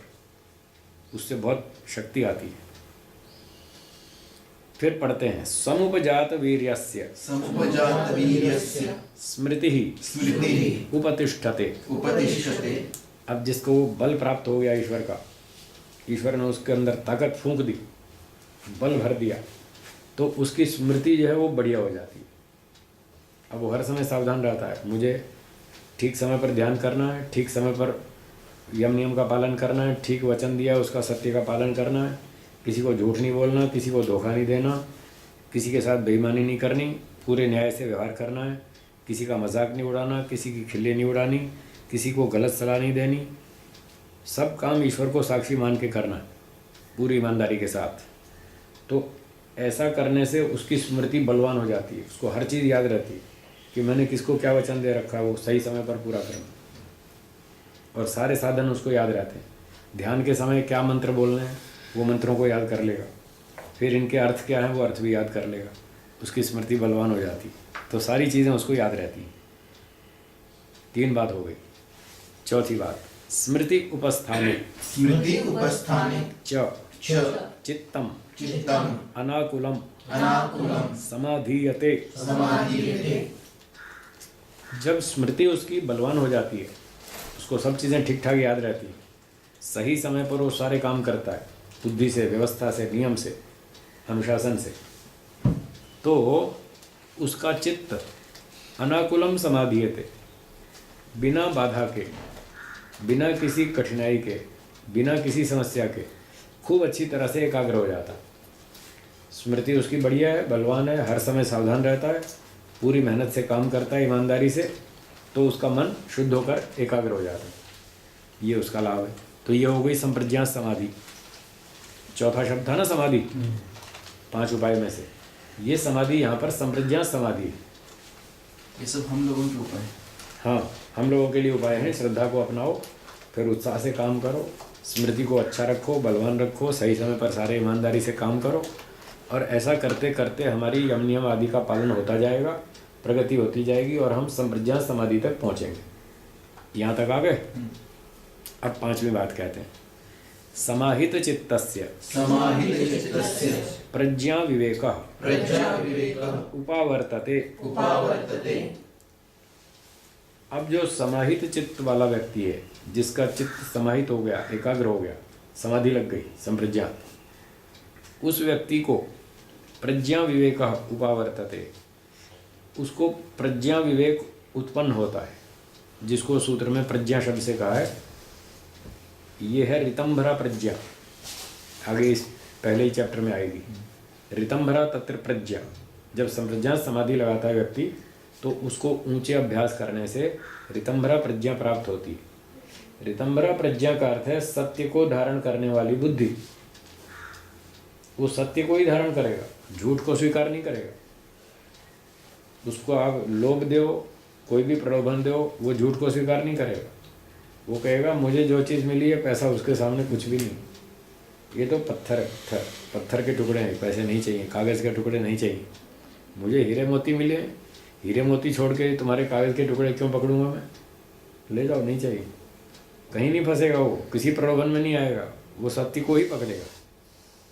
उसके लिए वही सब जीवन है, जीवन का सब कुछ सार वही है, सत्य चाहिए और कुछ नहीं चाहिए। तो ऐसा उसका बुद्धि का स्तर बन जाता है, सत्य को ही उसकी बुद्धि धारण करती है। उसका क्या फल है, येन यथार्थम वस्तु जानाति येन प्रज्ञा विवेकेन, जिस प्रज्ञा विवेक से, उस ऋतंभरा प्रज्ञा से वस्तु के यथार्थ स्वरूप को वो जान लेता है। ईश्वर कैसा, जीव कैसा, प्रकृति कैसी, सब ठीक ठीक समझ लेता है। तो कितना अच्छा लाभ है। ये उसको 5वीं चीज़ मिली, ऋतंभरा प्रज्ञा। और फिर आगे कहते हैं तद अभ्यासात तद विषयाच्च वैराग्यात् असंप्रज्ञातः समाधिर्भवति। तो असंप्रज्ञात समाधि की जो परिभाषा 18वें सूत्र में आई थी, तब सूत्र में क्या बोला था, विराम प्रत्यय। इस प्रत्यय का भी विराम, इस ऋतंभरा प्रज्ञा को भी विराम करना, इसके प्रति भी वैराग्य हो जाना चाहिए। तो कहते हैं तद अभ्यासात, इस प्रज्ञा का अभ्यास करते करते, कुछ दिन तो अभ्यास करेगा, फिर जब इसमें स्थिरता आएगी, परिपक्व हो जाएगा, फिर देखेगा भाई इसको भी छोड़ो, अभी ईश्वर हाथ में नहीं आया, इसको भी छोड़ो। तद विषयाच्च वैराग्यात, इसके प्रति भी वैराग्य हो जाने से कि इससे भी मेरा मोक्ष होने वाला नहीं है, अभी और आगे चलना, इस प्रकार से उसको वैराग्य हो जाता है उस प्रज्ञा से, और उसको छोड़कर फिर वो असंप्रज्ञात समाधि में पहुंचता है। ये हम जैसे लोगों के लिए जो स्टेप बाय स्टेप चल रहा है उपाय प्रत्यय वाले। ये हो गया 20वां सूत्र, ठीक है। हाँ। अब बताएंगे कि इन योगियों के भेद प्रभेद, ये बताएंगे कि योगियों के लेवल्स कितने, स्तर कितने हैं जो ये उपाय प्रत्यय वाले हैं। कोई धीरे चल रहा है, कोई तेज़ चल रहा है, कोई बहुत तेज़ चल रहा है, किसी का अभ्यास कमज़ोर है, किसी का अभ्यास तीव्र है, किसी का वैराग्य कमज़ोर है, किसी का वैराग्य तीव्र है। तो ऐसे कम से कम 9 कैटेगरीज बनाई, 9 प्रकार के विभाग बनाए योगियों के स्तर। ये अभ्यास वैराग्य के बेसिस पर बनाए, किसकी कितना अभ्यास और कितना वैराग्य है उसके आधार पर, ताकि हम परीक्षा कर सकें। हाँ, ताकि अपनी भी हम परीक्षा कर सकें, हम किस लेवल पर चल रहे हैं, हमारा अभ्यास कैसा चल रहा है, वैराग्य कैसा चल रहा है, उसमें और क्या सुधार की ज़रूरत है, कैसे सुधार लाएं, कैसे आगे बढ़ेंगे, कैसे नीचे गिरेंगे, सब समझ में आ जाएगा। तो इसकी भूमिका 21वें की पढ़ेंगे। ते खलु नवयोगिनो मृदु मध्य अधिमात्र उपाया भवन्ति। ते खलु नवयोगिनो भवन्ति, वे 9 योगी होते हैं, 9 प्रकार के योगी होते हैं, योगाभ्यासी होते हैं। उनके 3 भेद बताए, मृदु मध्य अधिमात्र उपाय वाले। मृदु माने थोड़ा, मध्य माने बीच का, अधिमात्र माने बहुत अधिक तीव्र। तो कम, मध्यम और अधिक उपाय वाले 9 प्रकार के योगी हैं। जैसे कि उसका विस्तार समझाते हैं। तद्यथा मृदु उपायो मध्य उपाय अधिमात्र उपाय इति। तो अब यहाँ उपाय शब्द तीनों के साथ जोड़ दिया, तो ये द्वंद्व समास के अंत वाला शब्द तीनों में जुड़ेगा। तो मृदु उपाय थोड़े उपाय वाला, मध्य उपाय बीच के उपाय वाला, और अधिमात्र उपाय तीव्र उपाय वाला। फिर कहते हैं मृदु उपायोपि त्रिविध। तत्र मृदु उपायोपि त्रिविध। तो ये जो मृदु उपाय वाला है इसके भी 3 भेद हैं। तो एक एक के 3-3 कर दिए, 9 हो गए। उसका भेद बताते हैं। मृदु संवेगः मध्य संवेगः तीव्र संवेगः। अब ये संवेग का अर्थ है वैराग्य, उपाय का अर्थ है अभ्यास। 2 शब्द थे ना, अभ्यास वैराग्य अभ्याम तन्निरोधा। तो यहाँ उपाय का अर्थ कर लेंगे अभ्यास, संवेग का अर्थ कर लेंगे वैराग्य। अभ्यास और वैराग्य 2 तरीके हैं। और वैराग्य भी उपाय था ना? हाँ, उपाय था। अब थोड़ा यहाँ उसको और खोल करके बता रहे हैं। अब इस शब्द का इतना अर्थ कर लो, यहाँ उपाय का अर्थ सीमित कर लेंगे अभ्यास, और संवेग एक नया शब्द आया, उसको कर लेंगे वैराग्य। तो अब ये 9 प्रकार के हो गए। पहले तो 3 भेद हुए, मृदु उपाय, मध्य उपाय, अधिमात्र उपाय। अब इनके 3-3 भेद हुए, मृदु संवेग, मध्य संवेग, तीव्र संवेग। तो इनकी टेबल कैसे बनेगी? पहला व्यक्ति मृदु उपाय मृदु संवेग, अभ्यास भी थोड़ा, वैराग्य भी थोड़ा। मोटी भाषा में इसकी गति है 10 किलोमीटर प्रति घंटा। ये 10 की स्पीड से चल रहा है। अभ्यास भी कमज़ोर है, वैराग्य भी कमज़ोर है, दोनों कमज़ोर है। ये ढीला ढीला चलेगा। दूसरा है मध्य उपाय और मृदु संवेग। उपाय तो मध्य हो गया पर संवेग मृदु है, मतलब अभ्यास कुछ बढ़ाया इसने, वैराग्य कम ही है। तो अभ्यास बढ़ाने से 10 किलोमीटर गति बढ़ गई, इसकी 20 हो गई। वो 10 पे था, ये 20 पे चल रहा है। तीसरा 30 पर चलेगा। उसका क्या हुआ? अधिमात्र उपाय मृदु संवेग। उसने अभ्यास और बढ़ाया लेकिन वैराग्य उतना ही है, कमज़ोर। पर अभ्यास बढ़ जाने से गति बढ़ेगी। तो मृदु उपाय, मध्य उपाय, तीव्र उपाय और मृदु संवेग, मृदु संवेग, मृदु संवेग, इन तीनों के साथ ऐसे जोड़ दिया। अब पूरा नाम सुनिए। पहले योगी का नाम है मृदु उपाय मृदु संवेग, दूसरे का नाम मृदु उपाय मध्य संवेग, तीसरे का अधिमात्र उपाय मृदु संवेग। 3 हो गए। फिर आगे पढ़िए। तथा मध्योपाय तथा अधिमात्रोपाय इति। जैसे मृदु उपाय के 3 किए थे वे, ऐसे मध्योपाय के भी 3 करो। उसके नाम बनेंगे मध्य उपाय मृदु संवेग, मध्य उपाय मध्य संवेग, मध्य उपाय तीव्र संवेग। ये 3 हो गए। फिर कहते हैं तथा इसी तरह से अधिमात्र उपाय, उसके भी 3 करो। अधिमात्र उपाय मृदु संवेग, अधिमात्र उपाय मध्य संवेग और अधिमात्र उपाय तीव्र संवेग। तो ये जो 9वें नंबर का है इसका नाम क्या हुआ? अधिमात्र उपाय तीव्र संवेग। इस 9वें की चर्चा 21वें सूत्र में आएगी। 8 इसकी भूमिका में हो गए और 9वां है ये 21वें सूत्र में। तो 9 तरह के योगी बने। हाँ बोलिए। ये सूत्र किनके लिए है? जिन्होंने संप्रज्ञात प्राप्त की या ना हम जैसे जो पूर्व जन्म के योग अभ्यासी। अच्छा ये जो बात चल रही है हाँ। ये अभी संप्रज्ञात में भी नहीं पहुंचे हैं। ये तो नए लोग हैं सामान्य। हाँ साहब, वो अभ्यास को अपनाएंगे, वैराग्य को अपनाएंगे, स्टेप बाय स्टेप चलेंगे, फिर हर एक का स्तर अलग अलग है। तो योगी उनकी संजय हो जाएगी या हाँ, योगाभ्यासी है, योगाभ्यासी कह दो तो जरा भ्रांति नहीं होती है। योगी कहने से थोड़ी भ्रांति हो सकती है कि अभी तो नए नए हैं फिसड्डी, ये काय के योगी बन गए। अभी तो एंट्री मारी है इन्होंने, ये डॉक्टर कहाँ से बन गए? अभी तो 6ठी 5वीं क्लास में पढ़ रहे हैं, अभी डॉक्टर थोड़ी बन गए। भले ही उसका टारगेट है मुझे डॉक्टर बनना है, पर अभी तो 5वीं 6ठी कक्षा में पढ़ रहा है, तो उसको अभी सीधा सीधा डॉक्टर ना कहें, नहीं तो भ्रांति होगी। डॉक्टर बनने का लक्ष्य है, पर अभी वो 6ठी कक्षा का विद्यार्थी है, तो इसको योगी ना कहकर योगाभ्यासी कह देंगे, तो अभ्यासी कहने में समस्या नहीं, उससे ज़्यादा भ्रांति नहीं होती। अब 9वें की कैटेगरी क्या बनी? अधिमात्र उपाय तीव्र संवेग। तो हर एक की गति 10-10 किलोमीटर बढ़ाते जाओ। पहला 10 किलोमीटर पे, दूसरा 20, तीसरा 30, चौथा 40, पाँचवां 50, छठा 60, सातवां 70, आठवां 80 और 9वां 90 की स्पीड पे चल रहा है ये सूत्र वाला। अब देखिए शब्द तत्र अधिमात्र उपायानां तीव्र संवेगानां आसन्न। आ गया ना ये लास्ट वाला 9। इसका उपाय भी अधिक है और संवेग भी तीव्र है, वैराग्य भी ऊंचा, अभ्यास भी ऊंचा। ऐसे 9वें स्तर का जो हाई स्पीड चलने वाले लोग हैं उनको आसन्न, शीघ्र ही, निकट ही समाधि और समाधि का फल मिलेगा, वो जल्दी पहुंचेंगे। तो जो जितनी गति से पहुंचेगा उसी हिसाब से चलेगा, उतनी हिसाब से पहुंचेगा। तो तीव्र संवेगानाम आसन्न पीछे भूमिका के साथ जोड़ेंगे, अधिमात्र उपायानाम तीव्र संवेगानाम आसन्न। बहुत अधिक अभ्यास करते हैं, वैराग्य भी बहुत ऊंचा है, उनको जल्दी से समाधि मिलेगी।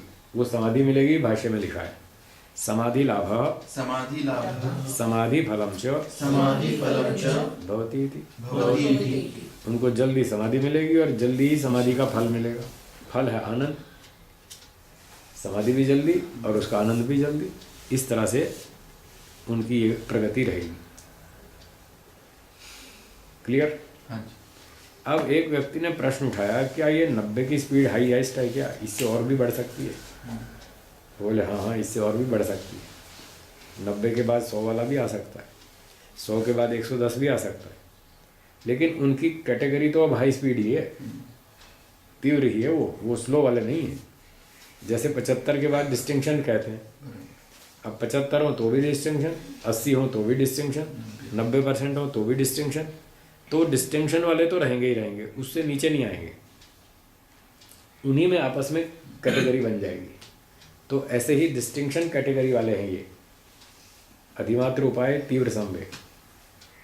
22वें सूत्र में कहते हैं अब इनकी भी 3 कैटेगरी करेंगे, एक 90 वाले, एक 100 वाले और एक 110 वाले। उनमें आपस में भी कंपैरिजन हो जाएगा और उसमें भी और गति बढ़ेगी। तो ये 90 वाले तो थे 21वें सूत्र में। अब 22वें सूत्र में जो 3 आएंगे उनमें से एक तो वही है 90 वाला, एक 100 वाला, एक 110 वाला। अब पढ़िए 22वां सूत्र, मृदु मध्य अधिमात्रत्वात् ततोपि विशेषः। तो यहाँ 3 शब्द आ गए, मृदु, मध्य और अधिमात्र। तो मृदु है 90 वाला, मध्य 100 वाला, अधिमात्र 110 वाला। तो यहाँ मृदु 90 वाला है। और पिछले सूत्र में जो 90 वाला था उसका नाम क्या था? अधिमात्र उपाय और तीव्र संवेग। अब इस तीव्र संवेग से पहले मृदु और जोड़ दीजिए। अब क्या बनेगा? अधिमात्र उपाय मृदु तीव्र संवेग, ये है 90 वाला। अधिमात्र उपाय मृदु तीव्र संवेग। फिर मध्य वाला 100 वाला अधिमात्र उपाय मध्य तीव्र संवेग, ये 100 पर चल रहा है। और अधिमात्र उपाय अधिमात्र तीव्र संवेग, ये 110 पर है। 3 कैटेगरी ये होगी, 90, 100 और 110। तो कहते हैं ततोपि विशेषः, 90 वाला 80 से जल्दी पहुंचेगा, ततोपि उससे भी जल्दी पहुंचेगा, विशेषः 90 वाला 80 से जल्दी, 100 वाला 90 से जल्दी और 110 वाला 100 से जल्दी। बस 3 भाग यहाँ बता दिए कि जितनी स्पीड बढ़ाओ उतना जल्दी पहुँचेंगे। इसलिए गाड़ी का इंजन मजबूत रखो, petrol diesel first class fill up रखो, ऐसा ना हो रास्ते में कमी पड़ जाए। पूरा टंकी फुल रखो और फिर लगाओ जोर से एक्सीलेटर और फटाफट पहुँच जाओ। आपकी स्पीड कौन सी है स्वामी जी? मेरी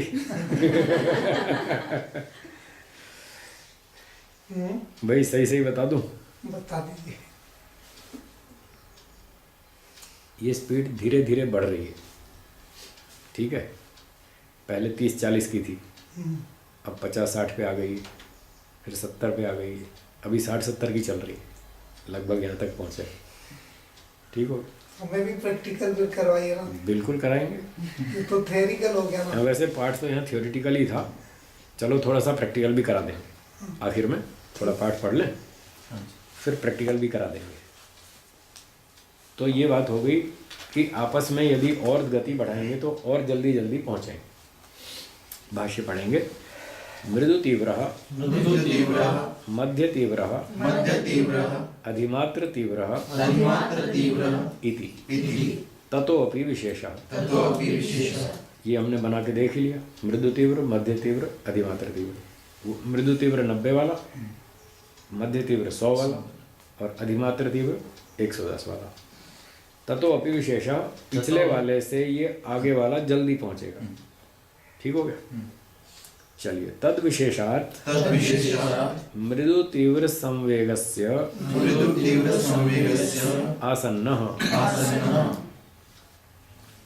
तो तद विशेषार्थ जो इससे पीछे वाला है 80 वाला, तद विशेष हुआ 80 वाले से मृदु तीव्र संवेगस्य, ये मृदु तीव्र संवेग था 90 वाला, तो यहाँ कह रहे हैं 80 वाले से 90 वाला आसन्न, जल्दी पहुंचेगा। फिर कहते हैं ततो मध्य तीव्र संवेगस्य, ततो मध्य तीव्र संवेगस्य आसन्नतरः। अब ये 90 वाले से 100 वाला, मध्य तीव्र संवेगी 100 वाला था, ये 90 वाले से और जल्दी पहुंचेगा। आसन्नतरः, तरफ प्रत्यय, कंपैरेटिव टर्म। फिर कहते हैं तस्माद् अधिमात्र तीव्र संवेगस्य अधिमात्र उपायस्य आसन्नतमः समाधि लाभः समाधि फलम च इति। अब ये अंतिम है 110 वाला। तो उस 100 वाले से भी अधिक तीव्र संवेग है और तीव्र उपाय है, इसका अभ्यास भी तीव्र है, इसको और जल्दी, सबसे जल्दी समाधि की प्राप्ति और समाधि का फल मिलेगा। तो ये कैटेगरीज बना दी योगाभ्यासियों की, और इससे हमको थोड़ा उत्साह मिलेगा कि स्पीड बढ़ाओ और जल्दी पहुंचो। ये 22वां हो गया। स्पीड बढ़ाने के लिए आपका सहयोग चाहिए। देख लो, हम आते रहते हैं, करा जाए। नहीं, ऐसे मन में आया, बाद में भूल जाऊंगी। ठीक बात। एक पूजा ने कल बताया कि कई समाज में 1 मास एक विषय पर चलता है, तो आप 1 मास हमें दीजिए। 1 मास कहाँ चलता है? अहमदाबाद में कहीं तो भी समाज आपका नहीं, मतलब विद्वान 1 महीना रुकते हैं वहाँ प्रवचन के लिए। तो वो रुकते हैं, उनकी स्थिति अलग है, मेरी अलग है। नहीं, हमें ये कहना है, जैसे अभी हमें रुचि हो गई, थोड़ा बहुत वैराग्य होने लगा, थोड़ा बहुत मन तैयार हो गया, जी। आप चले जाते, फिर धीरे धीरे वो खत्म होता है। वो प्रवचन है ना, सभी अपने रिकॉर्डेड है। ये रिकॉर्डेड, उसको सुने, बार बार सुनेंगे, वो है। लेकिन 1 मास प्रति वर्ष 1 मास देना हम लोगों को। 1 मास दूंगा तो जिन लोगों का नंबर अभी 5 वर्ष में आता है, उनका 20 साल में आएगा। और हमें भी तकलीफ, और आपको भी समस्या है कि आपका नंबर भी देर बाद आएगा। समझो 1 सप्ताह इनके घर में, 1 सप्ताह हमारे घर में। इतने सप्ताह कहाँ से लाऊं? इतने सप्ताह नहीं है ना मेरे पास। 3 दिन 4 दिन मुश्किल से मिलते हैं, वो मैं थोड़ा सबको देता रहता हूँ। मेरे पास 150 स्टेशन वेटिंग लिस्ट में रखे हैं। अब बताइए कहाँ कहाँ जाऊँ मैं, किस किस को दूँ? एक हमारी विषय क्षमता भी पूरा उतनी हो होनी जाता चाहिए ना, हैं? हमारी क्षमता आपकी भी होनी क्षमता चाहिए। और समय भी होना चाहिए, आप उतना लाभ ले पाएँ। अब मैंने 3 दिन में 4 दिन में आपको इतना पाठ पढ़ा दिया, बराबर, इसका इसका आप अभ्यास करें तो आपको 3 मास के लिए समय पर्याप्त है। पर्याप्त। 3 मास में इसकी योग्यता बनाएं, तैयारी करें, आवृत्ति करें, उसको आचरण में उतारें। वैसे तो 6 महीना बहुत है इसके लिए, फिर भी मैं 3 महीने बाद आ जाऊँगा जल्दी आपको दे दूंगा समय। पर मेरे पास संख्या बहुत है लोगों की, सभी लोग चाहते हैं। भारत में सिर्फ एक ही पूना नगर नहीं है, नहीं, हाँ, आपका 150 पूरा नगर। समझाने का ये आसान है, समझ में आता है ये भी। तो सभी लोग चाहते हैं, थोड़ा थोड़ा सबको देना पड़ता है, इसको इसलिए रिकॉर्डिंग सुनते रहेंगे हम। हाँ, ये अभ्यास ठीक है। करेंगे। कैसे करेंगे? योग दर्शन की सीरीज है तो देखा। ये बन रही है ना, ये बन रही है ना, ये आपको मिल जाएगी, इसको ले लीजिए। आगे चलते हैं। किम एतस्मात् किम एतस्मात् एव एव आसन्नतमः आसन्नतमः समाधिर समाधिर् भवति भवति अथ अस्य अथ अस्य लाभे लाभे भवति भवति अन्योऽपि अन्योऽपि कश्चिदुपायो कश्चिदुपायो न वा इति। न वा इति। तो हाई स्पीड कौन सी थी अब तक? अतिमात्र उपाय और अधिमात्र तीव्र संवेग। तो किलोमीटर में कितनी मैप बनाई? 110। 110। तो एक जिज्ञासु व्यक्ति को इससे भी संतोष नहीं हुआ, वो बोला क्या इससे और बढ़ सकती है? 120 भी हो सकती है क्या? ये नया प्रश्न है। किम एतस्माद् एव आसन्नतम समाधिर्भवति, क्या इसी 110 से ही सबसे जल्दी समाधि लगती है? अथवा अस्य लाभे भवति अन्योपि कश्चिद उपायो, अथवा समाधि की प्राप्ति में कोई और भी उपाय है, कुछ और इंजन नया फिट कर दें तो 120 हो जाए, कोई और नई चीज़ जोड़ दें तो और गति बढ़ जाए, क्या ऐसा भी है? न वा अथवा नहीं है। अब ये प्रश्न आया तो सिद्धांति ने उत्तर दिया, सूत्रकार पतंजलि महाराज ने, कि एक उपाय और भी, एक जेट इंजन और लगाओ स्पीड और बढ़ जाएगी, फिर आप 120 की स्पीड पर चलेंगे, थोड़ी और किलोमीटर 10 किलोमीटर बढ़ सकती है। सूत्र 23 बोलिए। ईश्वर प्रणिधानाद् वा। ईश्वर प्रणिधानाद् वा। संस्कृत भाषा में ये जो वा शब्द है, इसके कई अर्थ होते हैं। एक अर्थ होता है विकल्प, ऑप्शन, ऐसे कर लो अथवा ऐसे कर लो। ये अथवा में जो वा बोलते हैं ना, ये इसी विकल्प अर्थ में, अथ वा, अथवा ऐसा कर लो। और कहीं वा का अर्थ है समुच्चय, इन एडिशन, इसको और ऐड करो, इतना तो करो ही, प्लस ये और जोड़ो, तो आपकी स्पीड और बढ़ जाएगी। अब यहाँ वाह शब्द समुच्चय अर्थ में, विकल्प में नहीं। टर्बोजेट लगाओ उसको। हाँ इंजन को टर्बोजेट लगाओ और देखो स्पीड और बढ़ जाएगी। तो कहते हैं पिछले उपाय तो करने ही करने हैं, अभ्यास और वैराग्य तो तीव्र रखना ही रखना है, साथ में ईश्वर प्रणिधान को और जोड़ दो तो 10 किलोमीटर गति और बढ़ जाएगी, फिर आप 120 की स्पीड में चलेंगे और इससे और जल्दी पहुंचेंगे। ये सूत्रकार हुआ। और ईश्वर प्रणिधान को भी साथ जोड़ देने से समाधि और शीघ्र होगी। भाष्यम। प्रणिधानात् भक्ति विशेषात् आवर्तितः ईश्वरः तम अनुगृह्णाति अभिध्यान मात्रेण।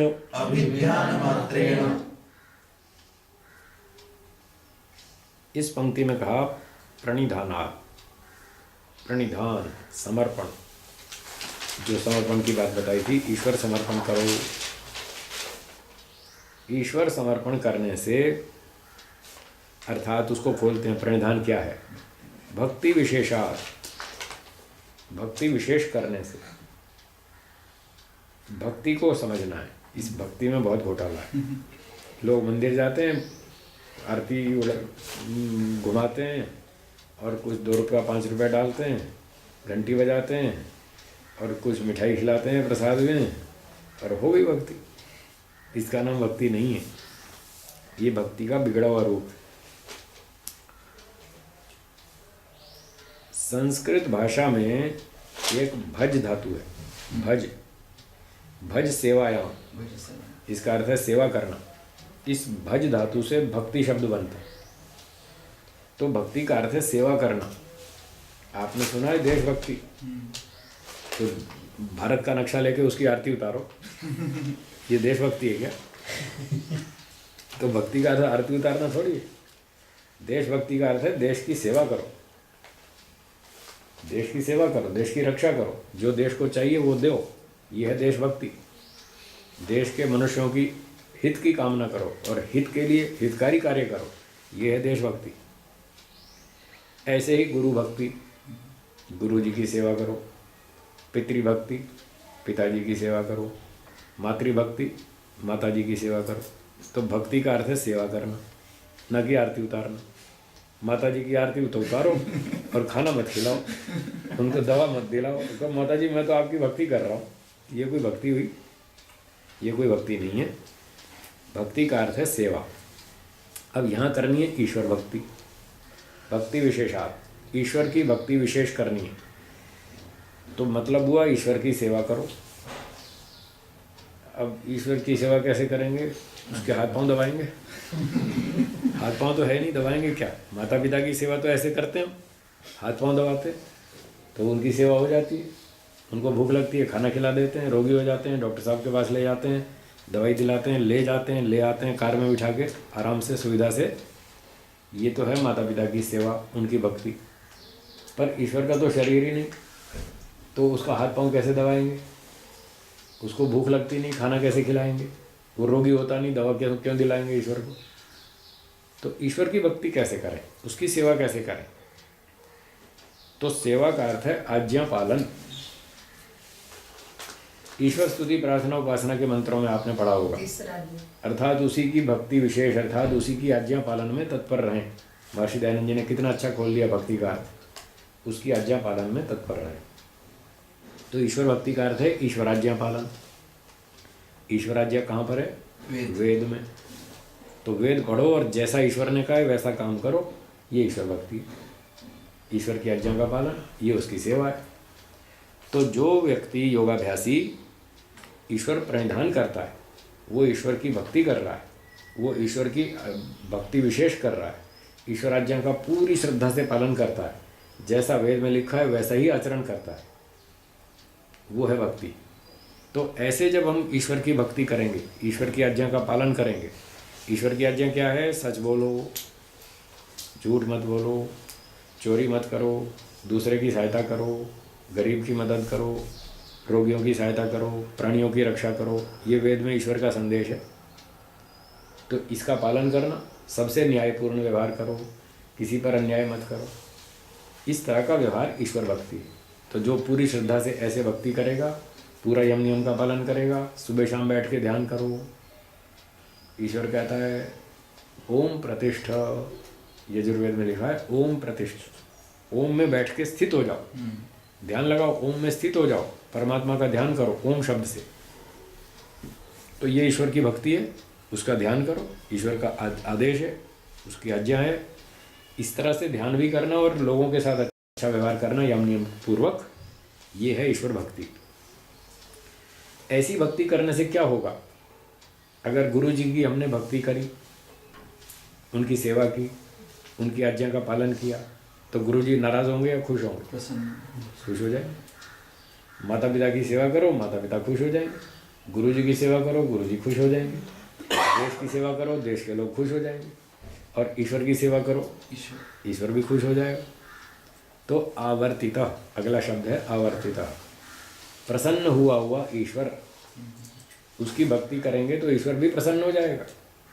और पौराणिक कथाओं में आपने सुनाई है कि भगवान प्रसन्न हो गए और उनको आशीर्वाद दिया, शंकर जी प्रसन्न हो गए, उसका गारे न्यारे कर दिए। पहले प्रसन्न नहीं थे क्या?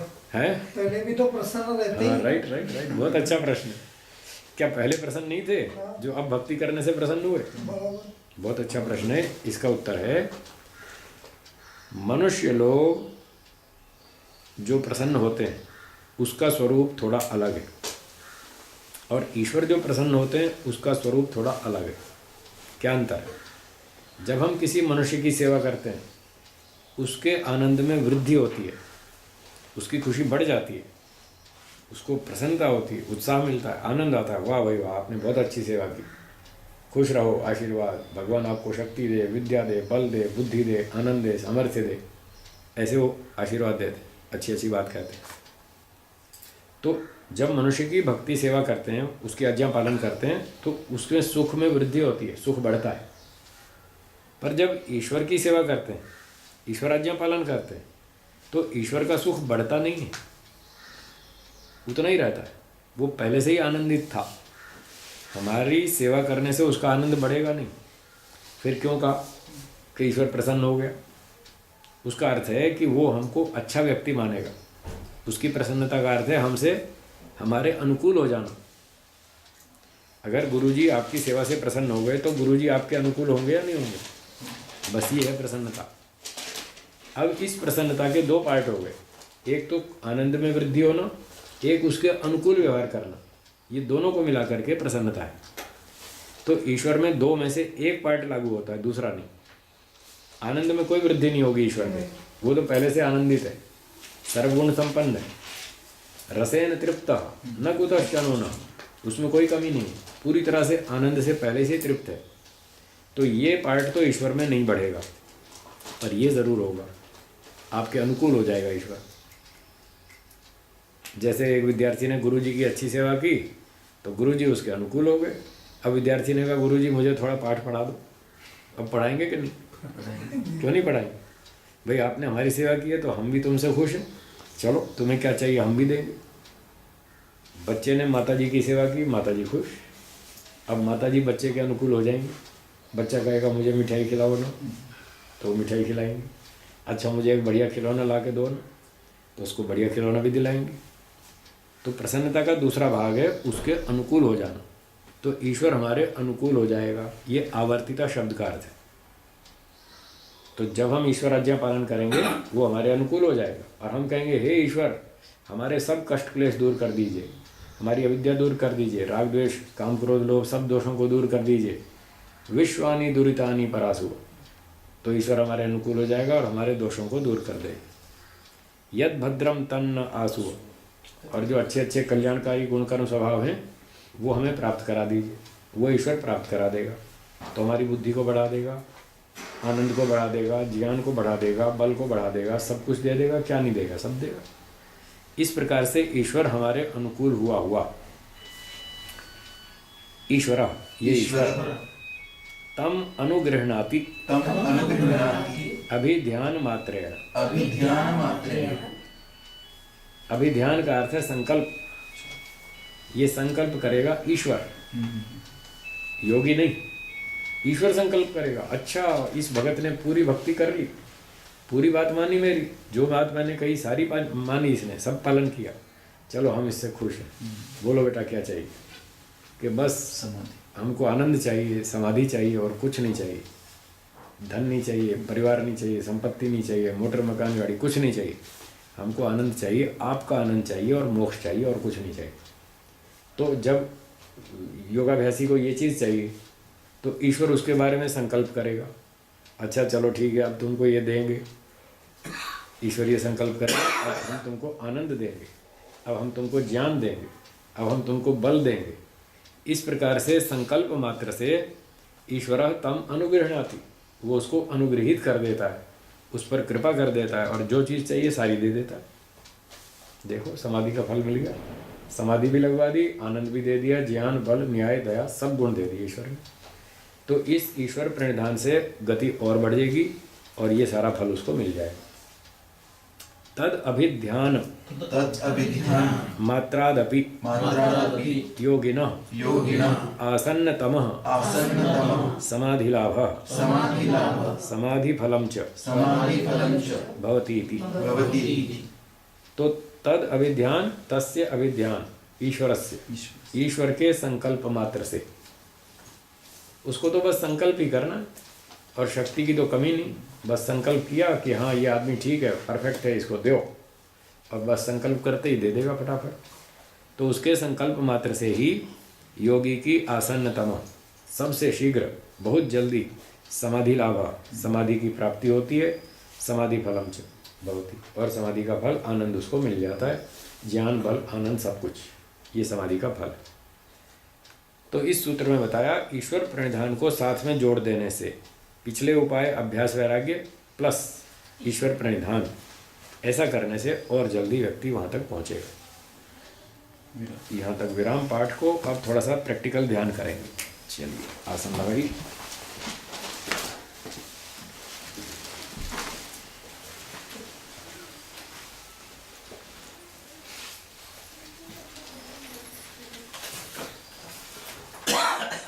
कमर सीधी, गर्दन सीधी, आंखें बंद।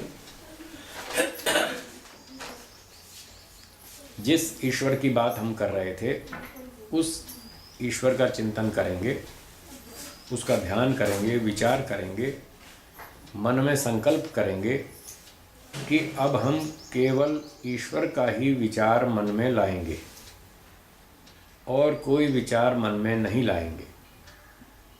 कोई सांसारिक वस्तु का चिंतन, कोई चेतन प्राणी मनुष्य आदि का चिंतन मन में नहीं लाएंगे। अन्य सांसारिक विचारों को रोकने के लिए यह उपाय है कि मन में ऐसा सोचें, चारों तरफ खूब गहरा अंधेरा है। बार बार सोचिए, चारों तरफ खूब गहरा अंधेरा है। शून्य आकाश है, मतलब खाली स्थान। आकाश अर्थात खाली स्थान। अंधेरा और आकाश, ये दो चीज़ें अपने मन में देखिए। इस पूरे आकाश में, खाली स्थान में एक ईश्वर सब जगह उपस्थित है, विद्यमान है।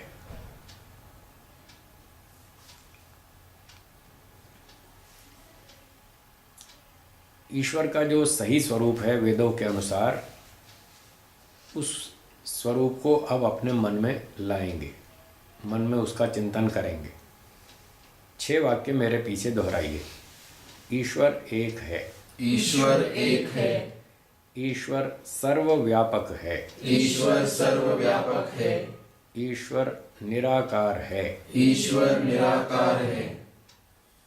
ईश्वर चेतन है। ईश्वर चेतन है। ईश्वर न्यायकारी है। ईश्वर न्यायकारी है। ईश्वर आनंद स्वरूप है। ईश्वर आनंद स्वरूप है। इस प्रकार से ये 6 वाक्यों में हमने ईश्वर का सच्चा स्वरूप अपने मन में उपस्थित किया। यह ईश्वर का सही स्वरूप है। वेदों के अनुसार, ऋषियों के अनुसार यही उन सब ने बताया। तो इसी सच्चे स्वरूप को अपने मन में रखते हुए हम एक छोटे से मंत्र से ईश्वर का ध्यान करेंगे। मंत्र है ओम न्यायकारी। इस मंत्र को मैं थोड़ा लंबे स्वर से गा करके बोलता हूँ, आप कृपया सुने और बाद में दोहराएं। ओम न्यायकारी।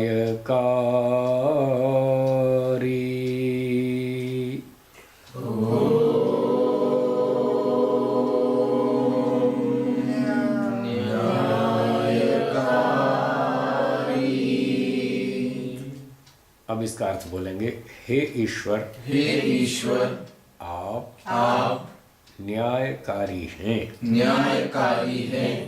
हमें भी न्यायकारी बनाइए। न्यायकारी बनाइए। ओम न्यायकारी।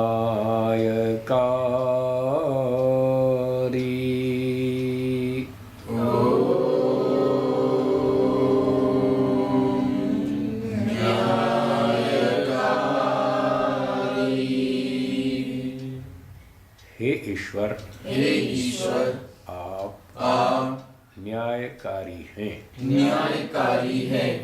हमें भी न्यायकारी बनाइए। न्यायकारी बनाइए। आप कभी किसी पर अन्याय नहीं करते। अन्याय नहीं करते। हम भी कभी किसी पर अन्याय न करें। अन्याय न करें। ओम न्यायकारी।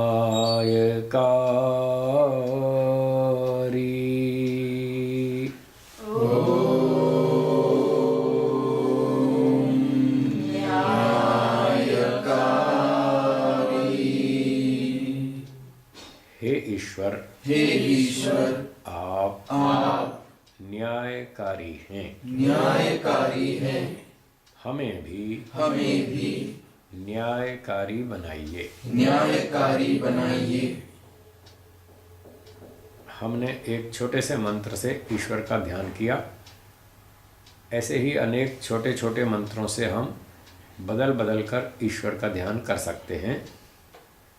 जैसे यह एक मंत्र था ओम न्यायकारी, ऐसे ही और भी बहुत से मंत्र हैं। ओम आनंदः, ओम दयालु, ओम सर्वरक्षक आदि आदि अनेक मंत्र हो सकते हैं। तो जब इच्छा हो कि एक ही मंत्र से बोलते हुए काफ़ी समय हो गया और थोड़ा मंत्र बदलना चाहिए, यदि ऐसा लगे, इच्छा हो बदलने की, तो दूसरा मंत्र भी बदल सकते हैं। अब हम थोड़ा सा दूसरे मंत्र से अभ्यास करेंगे। दूसरा मंत्र है ओम आनंदः। इस मंत्र को भी मैं ऐसे ही लंबे स्वर से गाकर बोलता हूँ। आप कृपया सुने और फिर दोहराएं। ओम आनंदः।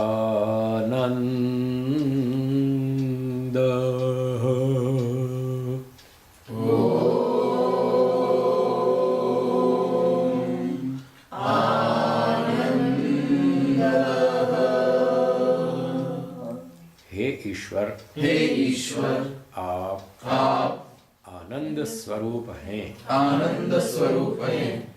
हमें भी आनंद दीजिए। आनंद दीजिए। ओम आनंदः।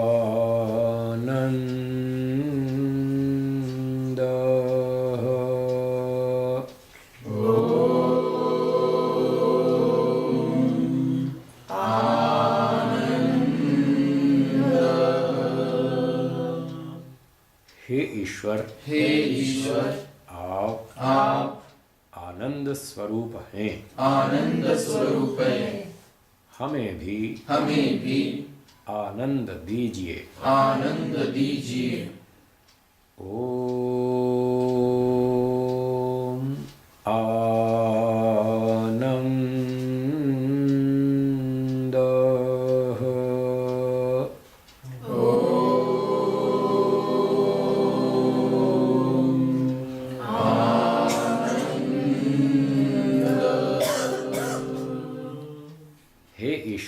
हे ईश्वर, आप आनंद स्वरूप हैं। आनंद स्वरूप हैं।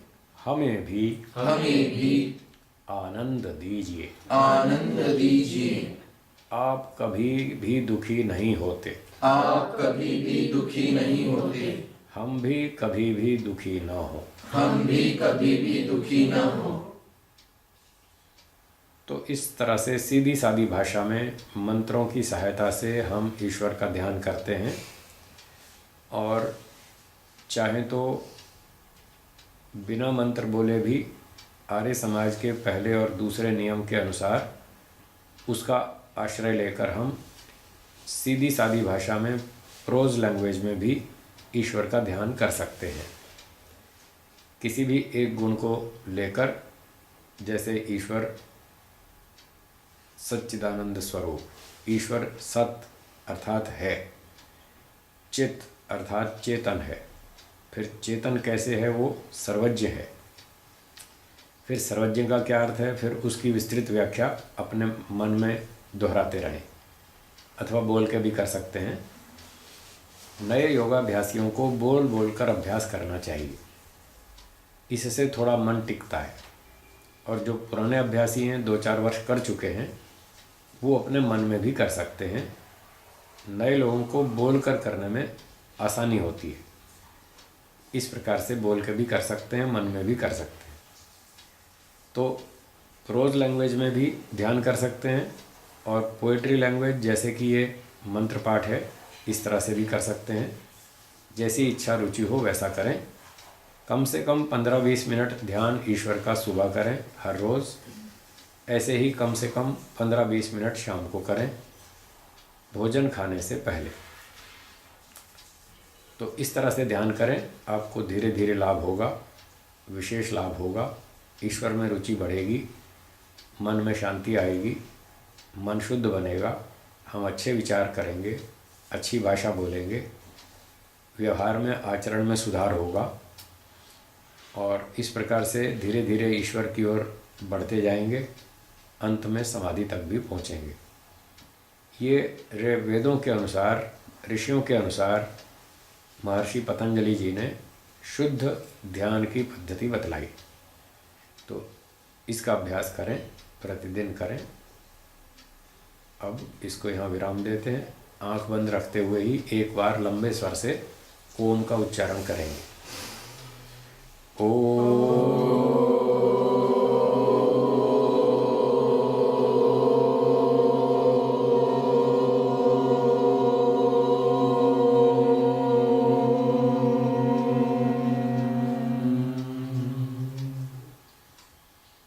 दोनों हाथों को थोड़ा सा रगड़िए आपस में।